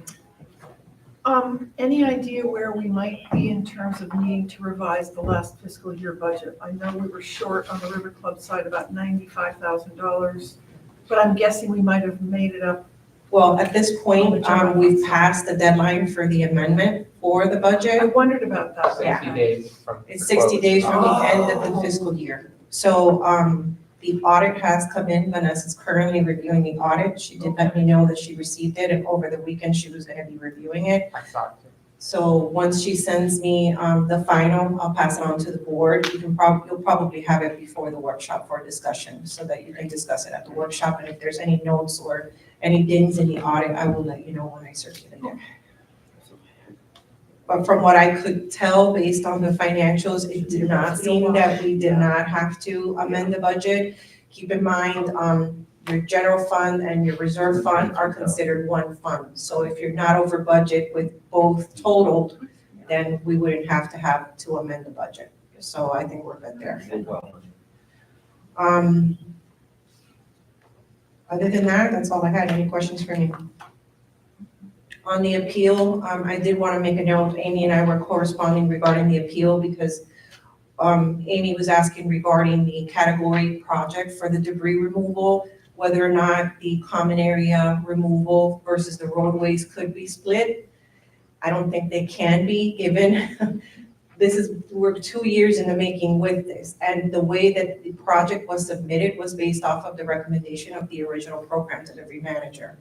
So we've exchanged some correspondence on it, and I sent back the draft with some comments and some notes, because one of the items that we do need to add is just the inconsistencies of FEMA with the revolving door of staff, 14 different people. You know, it really has been very challenging to be able to submit this RPA. So hopefully, once Amy finalizes the appeal, then I have to submit it through FDEM, and I also have to submit it directly to FEMA through the portal, so I'll do that. But we'll get it in on time. Thanks. Any other questions for me? All right, so we're at a 3-hour mark, but we do have several items to cover. I know that the board spoke about several items during the workshop, so if it's something that we don't even have to cover when I announce it, just let me know. Next item on the agenda is item number 5A, which is the consideration of resolution 2025-01, redesignating officers of the district. This is behind tab number 3 for your review. So board, you probably already know this, but anytime you get a new member joining your board, of course, we have 2 today, then you're required to take a look at your officer structure. We need to anyway, since our former chair is no longer the chair, we'll be vice chair as well. So that's why it's on your agenda. Well, I guess as the longest tenured, never have been elected member of the board. Never have been voted as member of the board. I thought, given this some thought, I think the person ought to be a year-round resident. I think that's really important. That person needs to be here. And frankly, to me, it's it's Cheryl and Jill are the 2 people that, in my mind, should be considered. I would like to nominate Cheryl as chairperson and Jill as vice chairperson going into the year. I think the combination will be strong. Cheryl has a pretty strong financial background, tends to be well organized, and not that you're not. But just thinking it through, and from a committee standpoint, looking at options, that would be my recommendation or motion, I guess. I'll make it a motion. Those will be nominations, and then we'll see if there's any other nominations, and then we can have a vote. Are there any other nominations? I would like to nominate Jill, and then Cheryl as the vice, for the same reasons, Ken. The opportunity for the full-time residency, I think that's critical, and that is probably the #1 priority. So I would like to nominate Jill. And then we are both full-time residents. Oh, you are? I'm full-time. I was just gonna ask that, yeah, you are. I'm full-time. Okay. Okay, you're full-time, you're here all summer then? Oh, We just okay. sold our house in. Okay. Yes, I am full-time. So. I just assumed. Okay, I did not. I'm I sorry. did not know that. Okay, I'm sorry, I did not know that. Okay. So we'll deal with chair initially. So are there any other nominations for chair? We've got Cheryl, we've got Jill. Okay. So then we'll deal with them individually, like I said. So how many for, we'll go in alphabetical order, how's that? How many for Cheryl for chair? Am I supposed to vote for myself? You can vote. Okay. Yeah. Unless you don't want to vote for yourself. No, I do. I got a lot of experience chairing, so. Okay, and then how many for Jill for chair? All right. Okay, so Jill will be our chair, and then we have nominations for vice chair. We had, well, Jill's off the table now. Yep. So we had Cheryl. Are there any other nominations for vice chair? All right, so then, I guess we'll take a vote anyway, as Alex is pretty clear. All for Jill, excuse me, for Cheryl, for vice chair. I don't. Okay, and then if it's okay with the rest of the board, everybody else will be assistant secretary, and then members of Rosetta team take other offices like treasurer and secretary. So perfect. We have a resolution in here, I believe. Yes. So we need a motion to approve resolution number 2025-01, redesignating officers of the district with Jill Pizarnik serving as chair, Cheryl Harmon Tehran as vice chair, and all of the remaining supervisors as assistant secretaries, along with district staff. What Belinda said. You can just say so moved. So moved. So moved. Is there a second? Second. Any further discussion? All those in favor, please state aye. Aye. Congratulations, everyone. We now have item number 5B, which is a consideration of resolution 2025-02, implementing an interfund loan process. This is behind tab number 4 for your review. I can just address this real quickly. Obviously, the meat of this is the exhibit that Ken has prepared. And at the last meeting, I mentioned that I would prepare a resolution to go with this so that we're able to track it moving forward. So that's what this is. I'm glad to answer any questions about that. Anything substantive, of course, Ken can answer, I'm sure. I just sort of have a process question. You know, let's say it's, 3 years down the road and there's an interfund loan being contemplated. How does it pop up and make itself known that there's a resolution there? Well, anytime you would have to take a look for it. So you would have to say, do we have a resolution with regards to interfund loan process? And then you would ask Belinda to take a look and she would locate it and provide it to you. If nobody thought of it, if nobody said, hey, do we have a resolution on this? Then it wouldn't, doesn't just automatically pop up, but somebody, hopefully with some history, would remember it. So can we put it in the rules of procedure or any other thing like that, that way it would be known? Or just trying to think of a way that it wouldn't get lost in history? Well, it would be the same issue. Okay. You'd have to say, hey, should we check the rules of procedure? This makes it's not infallible, as you're pointing out, but it's a lot easier than going back through some minutes and saying, hey, did we ever adopt something in some minutes or have a discussion about it? Rosetta keeps a whole resolution list, and so they'd be able to flip right to it. Can we put that into the new supervisor reference guide? Sure. So as new people come on, they'll know, at least they have an indication that something existed. Sure. Absolutely. Sure. Okay, so is there a motion to approve resolution 2025-02? I'll make that motion. Second. Any further discussion? All those in favor, please state aye. Aye.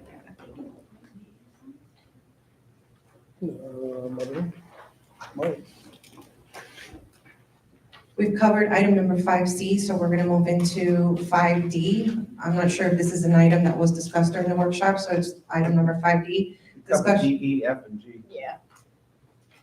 So we don't have to cover those? No. Okay. Moving into 5H, discussion regarding ACH, credit card use surcharge. I put that in there. I know we're going to ACH and we're just going to take credit cards at the club if people, not for the monthly, but for dining. And as somebody who is really good at playing the game and rules of how to maximize my points, I would tend to not use my card for charge, would start charging every night. I would not have a bill at the end of the month. That would still have the club incur costs, plus having to go back and forth with additional time and labor running cards, and especially if you have a table of, 4 people, table of 8, 4 couples, they're running 4 cards, they've got to go back and forth and whatever. To help minimize that, I think anybody using, and then also you have non-members who rent the facility out, get to use their credit card, and we're absorbing that 3% fee.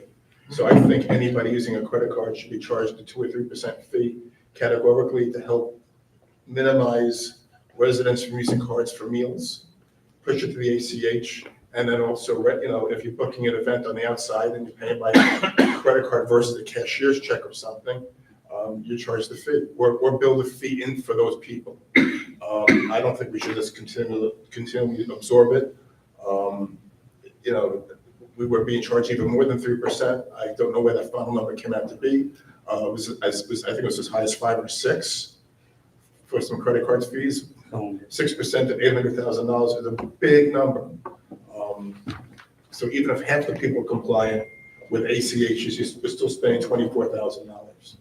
Could we wait, because we didn't tell people that in the communication. I don't think. So I wonder if it's worth waiting and seeing how many people actually do that before we do anything about it. I'm fine for that. I just brought that up. You must have some idea. You must have some idea how many people do it now. So right now it says 50/50, member charge and credit card. That high? Yeah, about 50/50. You're gonna get a lot of pushback, but a lot of businesses are starting to go there.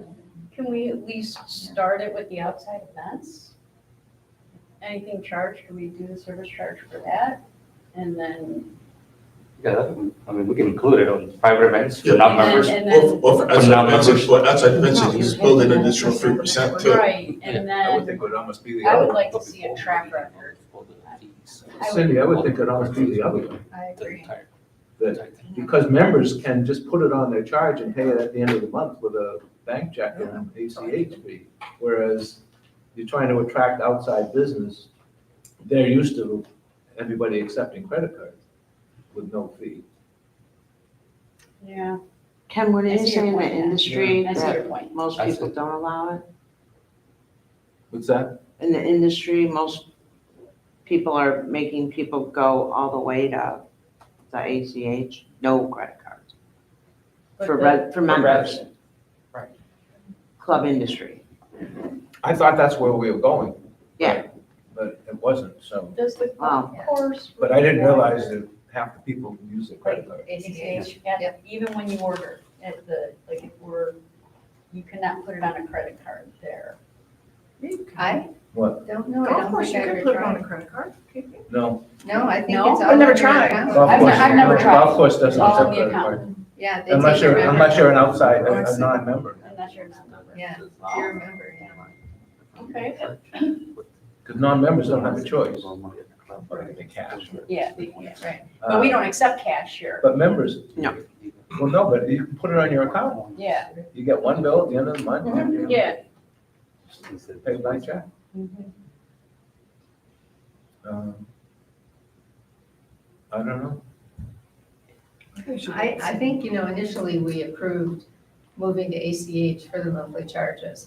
Maybe we just start there and then And this is what we do now. maybe we can start moving from credit cards for members. And I think to move it all at the same time, there are people now who won't use, they might not come if they can't use their credit card. Exactly right. If they go to a restaurant, they're gonna use a credit card. I know, but people are elephants here as far as memory. I'm just telling you, people, for some reason, will not use their credit card. I will not use their accounts here. I mean, I would be more in favor of charging a service charge on the credit card and letting them continue to use their credit card, and then maybe that's how you make the decision. Do you want to go to ACH and not have a fee, or do you want to continue to use your credit card and pay a fee? Well, that's what I'm saying. Charge the fee for credit card usage, just way if people. Yeah, that's. If you want to use your card, you use your card. And most small businesses like cafes and restaurants, they will pass those, and that's what we're talking about. We pass those charges, those credit card charges to the customer. That's, I think, You're seeing standard right it now. more and more in the restaurant I'd say it's industry, standard, for but sure. more and more. So then why would we force people to go to Right now, it's ACH pretty much, direct debit if we're gonna charge the credit card? Because I want the option of going to ACH, because I don't want to pay. No, yeah. Right, okay, Because right now we can't do ACH, it's all credit. that's true. Yeah. That's true, So- And okay. also on the staff going forward, ACH is a lot simpler because they bring you a bill, right now, they bring your bill, you sign your name and you walk out. If you do credit card, they bring your bill, they've got to go back Okay. to, run it. I said that wrong, I'm sorry. So we're telling everybody that going forward, we're gonna do ACH. And that's the only way to do it on the monthly statements. But if we're charging people at the point of sale with a credit card and charging them 3%, why are we eliminating the credit card for the monthly payment if we're charging the 3%? You can use your credit card, and we're gonna charge you 3%. Pay Right, your monthly bill. right. So you can still pay it that way on your monthly bill, but we now also allow ACH. So you want to pay 3% or you want to use ACH? No, that would be Okay. ACH only. So Maybe it's I For the exactly monthly why bill, what was no, happening. that's- Maybe I No, misunderstood that's what's different. happening. We didn't say that. We didn't say that, but I'm saying, is that what you're saying? Let them do it either way? That's what Cindy's. Yeah, I'm saying let them do it either way. You either pay the 3% on the statement balance, so we can reach that, or you can go ACH. I mean, I don't know, because I felt like we were shifting everything just to Without- ACH No, for the we're changing statements. everything back. We weren't. Okay, so, So what Oh, you're for 90, yeah. suggesting is, That's, I could That's- still pay my monthly bill with a credit card, but I'm gonna get charged 3%. correct. Yeah.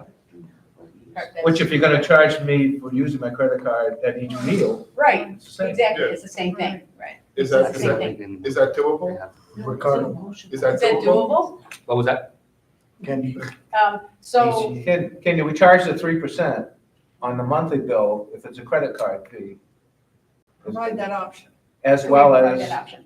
Yeah, we, At every- we at still have the every meal. options. I mean, the bill, I could make the adjustments every month if we want to add that 3% and accept credit cards. Yeah. But I thought that was the opposite, they want to go just ACH.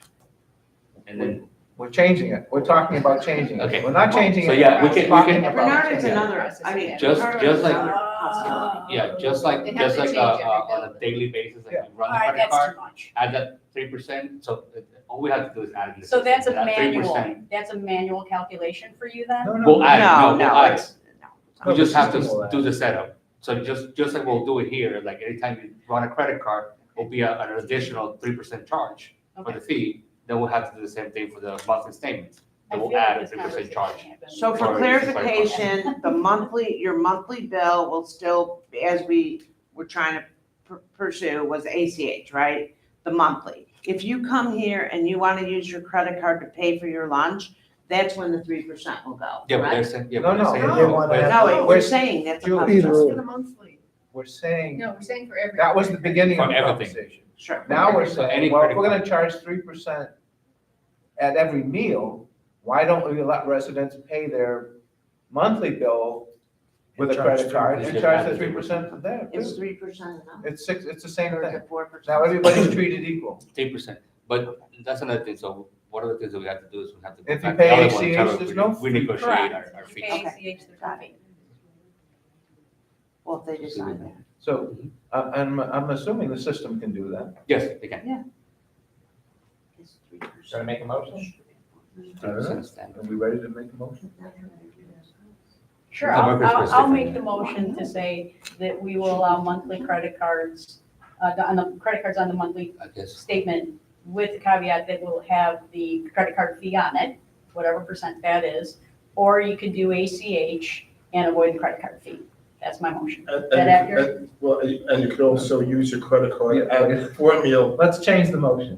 All right, Let's simplify let's the motion. simplify it. Any credit cards. we can. Any credit Yes. card used at the River Club will incur a 3% service fee. Yes, Okay. that's it. Okay. Hello? Julie brought up a point, so American Express is a lot higher the fee. Are we gonna do a 3% across the board for any credit card? Or 3% for Visa and MasterCard? And then, No, you gotta keep it simple. Keep it the same. okay, I mean, so 3% across the board? If Or you're losing a minimal, but at least we'll recoup you the most. No, a lot of it. No, because you're still at a loss. Amex is a lot, Yeah, I mean, a lot. or you don't accept American Express, that's what some people do. We're I think you need to. We're overcomplicating it. I think you need to revisit your vendor. That's another thing. I think you need to revisit your bank. You're being charged way too much. The other one's been here for, I don't know how many years, so. So there's a motion on the floor. We need a second. What's the motion? What's the Wasn't motion? your motion, can you restate your motion? 3% for any credit card. I thought you didn't say. It's that simple. I For any simplified credit, it. any credit. Any credit card used at the River Club incurs a 3% usage fee. I second. Any further discussion? Do we do it? Do we need an as of date? Let them in. Okay. Okay, You don't want to say tomorrow, if they just do Depends. it tomorrow. Okay. When had we agreed to start the ACH? January It was 1st. January, January January 1st. 1st, the state, you get in February for January. Effective Give date, people more time than that. for ACH. I think they'll, if they leave. Can- So do the same thing. Can you change the system that that quickly and have it effective? Yeah, because I mean, that will be just one change. It'll affect any credit card transaction. Okay, do So we the have to biggest resend the issue- motion that we passed about? Well, but you're ACH also only? gonna have to re-communicate this. Yeah, of course. So, You know, this will, Let's decide what we're gonna do before we this will, talk about this will communicating. supersede it. Yeah, This will supersede it. I'm sorry? This will supersede it, so you will not. Okay, thank you. So you just need my vote then? Any further discussion? No further discussion. All those in favor? Oh, everybody's sure we wanna do this. I'm not, I don't know, Yeah, let's wait then.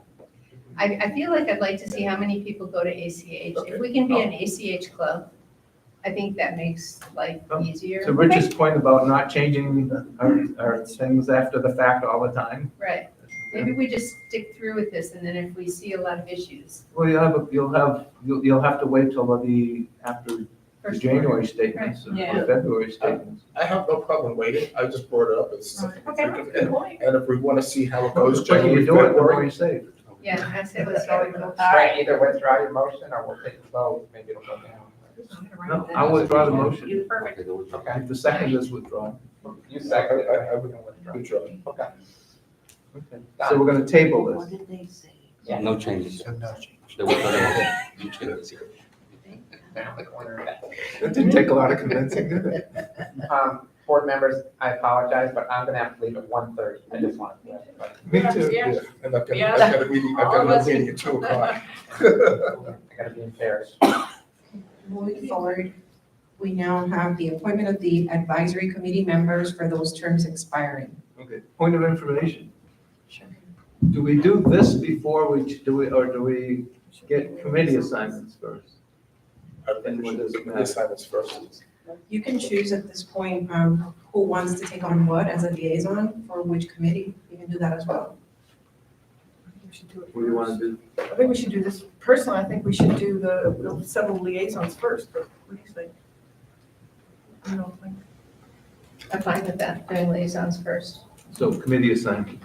Yep. Okay.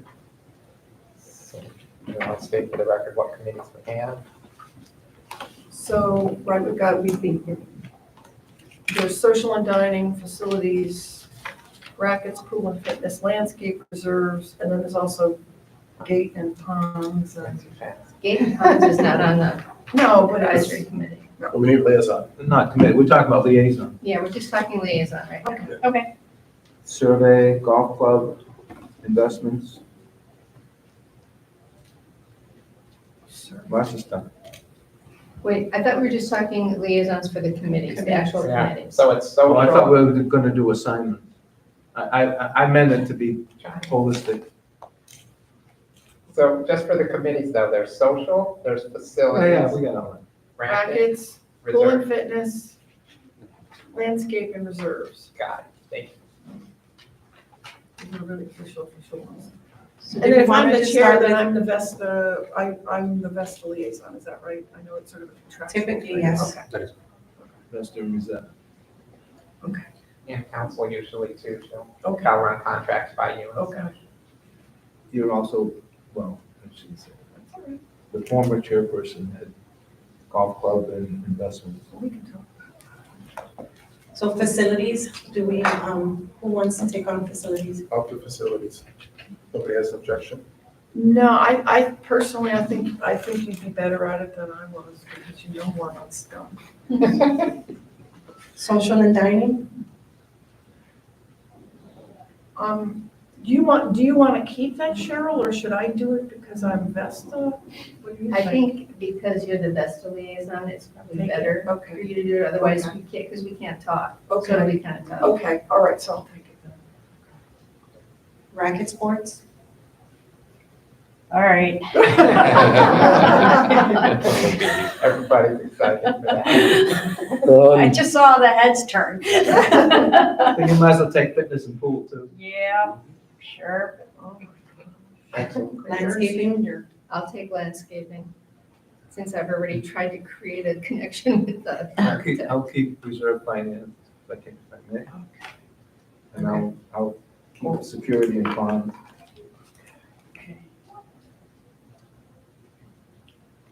So Ken, do you want to stay on security and ponds? Sure. And fine. Right there. So, do we wanna, there's racket and sports and social and dining, do we just wanna make a commitment to change their committees to 5 members, since they're at 7 right now? Can we do that? I think that would be a good idea to make them all 5 at this point, because it's very confusing otherwise. Okay. We'll have to change the charters, but I mean, that's not You stumbling can, block. you can choose to review the charters and then make the change on the charters. And just to reapprove the charters at the next meeting.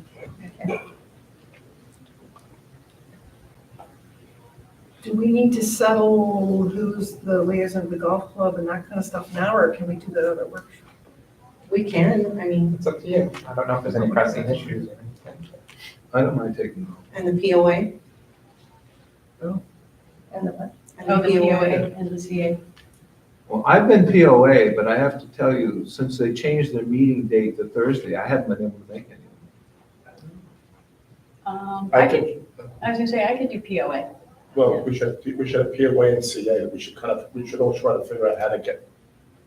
I can do POA. You wanna do CA? Well, we're saying, should it be the same person? I think it should be the same person. There's That's a what? lot for one person. That's a lot for That's one a lot. person. You don't necessarily have to go to all the meetings, you just have to kind of. Oh, I thought that was the whole purpose. They want somebody at the Yeah, they meeting. want somebody at the meeting. So I would, Got You're it. gonna be the liaison, you should go to the meeting. Yeah. So who wants to take on the CA? I'll do this, if I don't know if I can do the CA. I think the CA meets when I have my ACC meetings. when do they meet? I always see, the CA usually meets on a Monday, and I have my ACC meeting is We've after. never had a CA liaison. We have never had, No. I agree with you, we haven't. We've only had a POA liaison. Yeah. So do we need or want a CA liaison? Or should we wait on that? We can talk about it at 6. It's up to you. Yeah, let's talk about it. There's nothing pressing. So what do we decide about POA? POA, Cindy. Cindy. Do we end, I'm just mindful of the email that came around after Milton, that was, signing contracts for debris and stuff. Do we think we need a person who deals with the city or the county? Do we need somebody who's? Usually it's the chair. That's It's a the chair, chairperson. okay.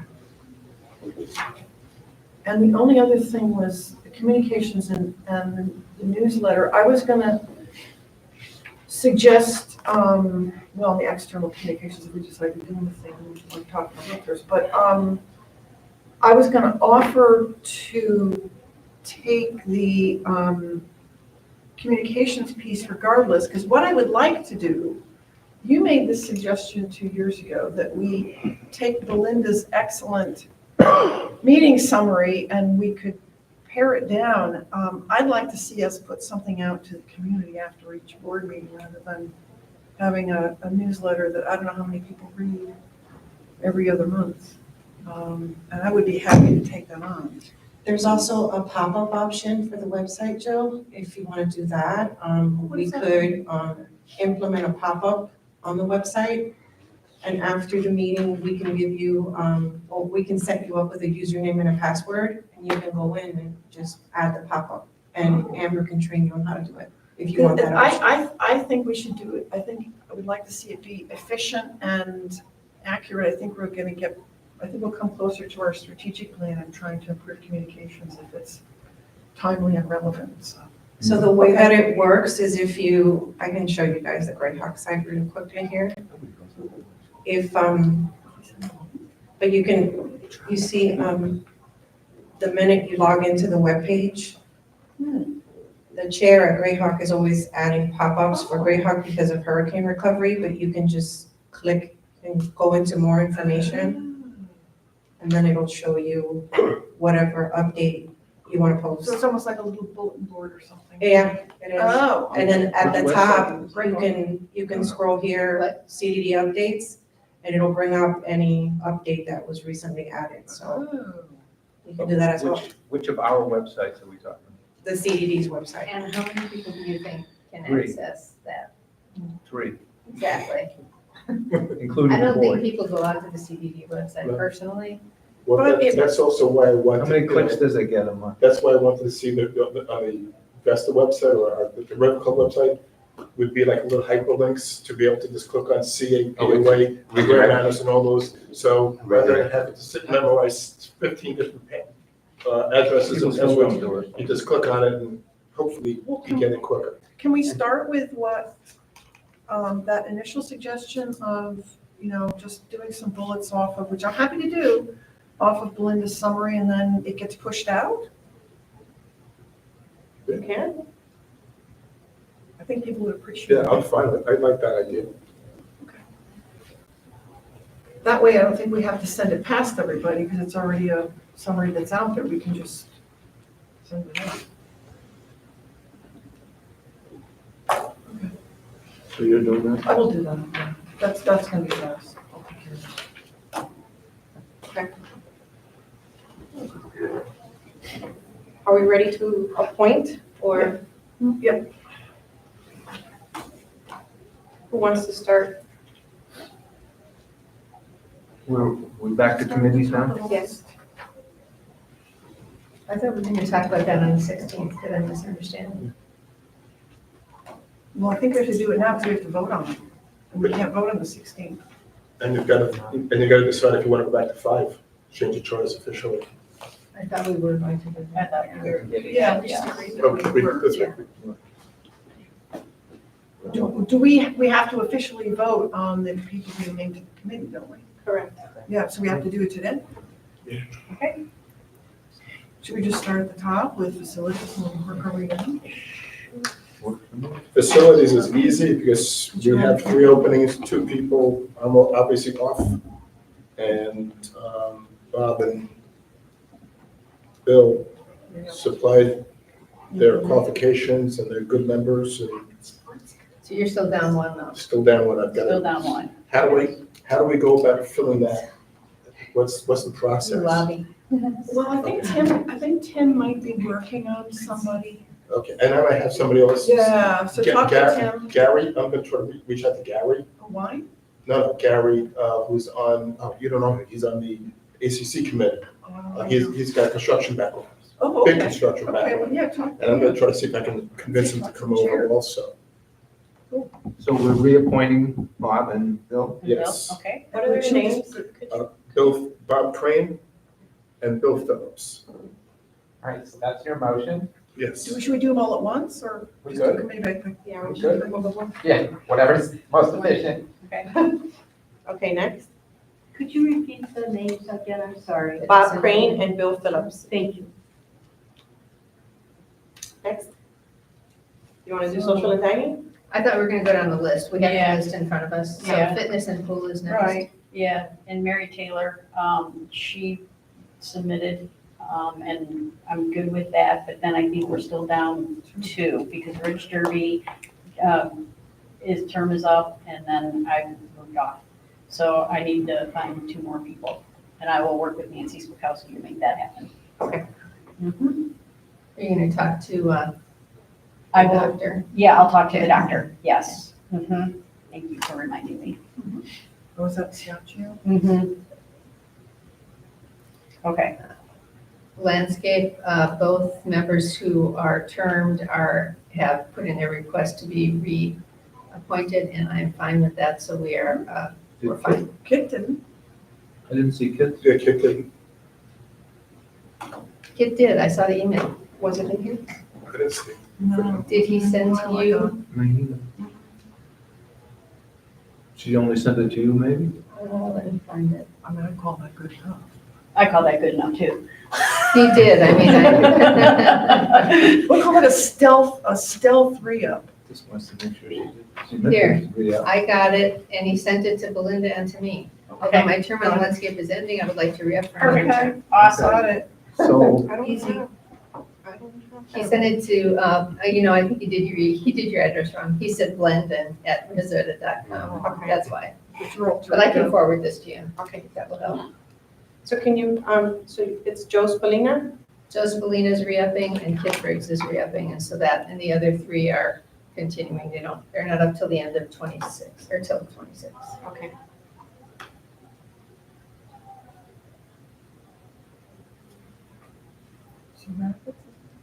Yeah, racket comes next. So I showed that Mark,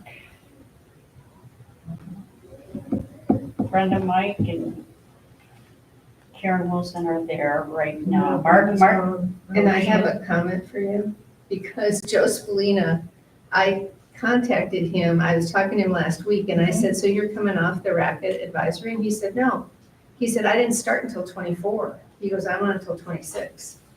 So he didn't know he was up, and he wants to continue. But Okay, he didn't start till Okay. 24, so that's okay. the confusion. So we have Mark, Joe, and Karen at that point, so we only need 2. So if we only need 2, I'd like to suggest Gary Wine, and Pat Carr. If everybody's okay with that. Okay.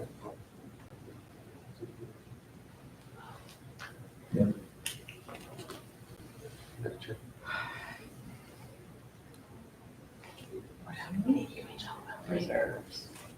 Wait, so who's the committee, who are all the committee members in? Okay, On racket? yeah, so who's gonna be now? It would be Mark, Joe, Karen, and then hopefully Gary and Pat. Got it, Yeah. okay. So Paul Ryan is off, Yeah, he left probably a year ago. okay. Yeah, he left a while ago. And we're going down to 5, because Brenda did leave as well. Okay. All right. Well, I'm glad we talked to Joe. Holy cow. Yeah, Thank you. because I know he loves it, and that's why I said, gee, I'm surprised you're going off, and he's like, no. Okay, no, that's great. That's great. I just saw him the other day. All right, reserves. Both Jerry and Byron resubmitted. The other person that came in, Richard D. Samatino, I don't know who he is. He's never attended a meeting. So as long as Byron and Jerry want to stay on, I nominate the 2 of them. Why are there 3-year terms? 3 Yeah. There are some charters that show like 2 people serving two-year terms and then 3 people serving 3-year terms. When you take a look at the charters, yeah, and that might be one of them. There's a couple of them. And I think we did Well, that. it was a new committee. We may have staggered it. We did stagger it. I Is that what happened? Because I Okay. chaired it at the beginning, and we decided that is not the easiest thing to understand. So we decided to stagger them, so we didn't end up with a whole new committee at one point, which would be a disaster. So do you go Okay, back to 3-year gotcha. terms then? Well, after this term is, Then you do. those terms are up. There should Then be you 2 years got going it. forward. Okay. I see. Yeah. And I Well, believe then that's that what the makes charter sense. says. That makes sense. All Yeah, right. it doesn't say, I don't see it looking fat quickly, I don't see it here on the charter. Yeah, I think we just did it initially, so we wouldn't end up with those. Or maybe it's the racket committee then that did some shifty shift stuff. It was something. Because the rec committee was. But actually, this Yeah. doesn't even say how long the Terms are. terms are. I don't see it. We made it up. Making stuff up. Okay. Social and dining. Social and dining. So social and dining, so there were 2 people with terms up who asked to re-up, but there was one person new who asked to go on, and this is where. And Robin Kovacs, you know, is. Yes, yes. She did, She did okay, resign, okay. so she's But- off. But we're going, okay. So that leaves you with 6. Well, so then are we going down to 5 then? Yes, so Because you if we need to- are, then we're just gonna take one re-up, Right. one of the re-ups. Then I'm gonna nominate Libby Hayford. Sounds good. Okay. So then, do we need to have a motion to appoint advisory committee members as discussed? Is that, will that do it? Yeah. So what happened with social and dining? I didn't understand. So you end up then with you, Linda, Sue, Livy, and Ginny. Because we go down to 5. Moved it from 7 to 5. We didn't re-up Sarah. Okay. Right, but that's what we'll go down. I was sitting. Who notifies the members who are not re-up? Five, because we're on, Belinda? Who notifies the members who don't? she resigned anyway. Oh, I didn't know. Don't re-up. My involvement is limited with the committees. That's what I thought. So what I typically do is now I turn this over to Amber so that she can start working on the email addresses so that it takes place upon the expiration of the term. I don't know if you want to send an email as a liaison to the committee, just thanking those who applied, but that they were not selected. I think we own that courtesy. Absolutely. Absolutely, and We haven't actually done it in the dining and past. social is on Wednesday, Okay, so. was it 10 o'clock? So you're saying this email needs to go out soon? Well, either that or, so does the liaison, does Jill start as liaison now? Okay, so it's at 10 o'clock. Okay. Yeah. Well, good, because that's my husband's day. Just so you gotta have know, to deal with it. it just happens to be this Wednesday at 10. And Sarah will be there, so it will be a good time to thank her unless you want to call her. She will be there or won't be there. She will, unless you want to call her ahead of time. Oh, I think I absolutely do have to call her. Yeah, okay, all right. Yeah, she got to come. Right. She's the minute taker too, so just, Okay. nobody else wants to do that either. So there was a motion by Cheryl. Is there a second? Jill motioned, Jill, I I'm sorry. seconded. You second? Any further discussion? All those in favor, please state aye. Aye. Thank you. We now have the discussion and consideration of the resident survey proposal for 2025. This is behind tab number 6 for your review. Yes, so hopefully this is a quick one. I wanted to ask you all if you would be happy if we continue with, it's not technically Club Insights, Sure Vista, which operates as Club Insights for surveys. The reason I'm asking you now is because if we go to contract before the end of the calendar year, they'll hold the price of $7,500, which personally I think is a good deal. I found them very easy to work with in terms of setting the survey up, and it's going to be a lot easier now in terms of editing the survey. So any thoughts on that? I am fine with using them because I think the consistency will be important. Absolutely. My big issue was I would like more regular follow-up on what the action plans are. from the Well, survey. yeah, and that's a challenge because, Bernard came Right. and. But in Yes. the coming year, I think it will We be must have important. that. Yeah. And we're allowed to add and change some of the questions, right, Joe? Oh, I think that's right. I think there are key things that have to stay the same, and they'll do whatever we want, and they're actually very good at advising, based on last year, maybe there was some misunderstanding or whatever, how to refine it, if there's something we want to add. And my personal view is we should try to do it sooner than we did in the current calendar year. I'd like to see us do it in, say, February, well ahead of budget. So, all right, so. Sooner the better. Okay, yeah, sooner the better is right, so, okay, great. So I'm gonna make a motion that we accept the proposal from Sure Vista to do the resident survey in 2025 in the amount of $7,500. Second? Any further discussion? All those in favor, please state aye. Aye. We'll now move into item number 5A, which is the consideration of the minutes of the Board of Supervisors meeting held on November 11th, 2024. These are behind tab number 7 for you. Are there any questions, comments, and/or changes to the minutes as presented? No questions, comments, and/or changes? We'd be looking for a motion to approve. Motion to approve. Is there a second? Second. Any further discussion? All those in favor, please state aye. Aye.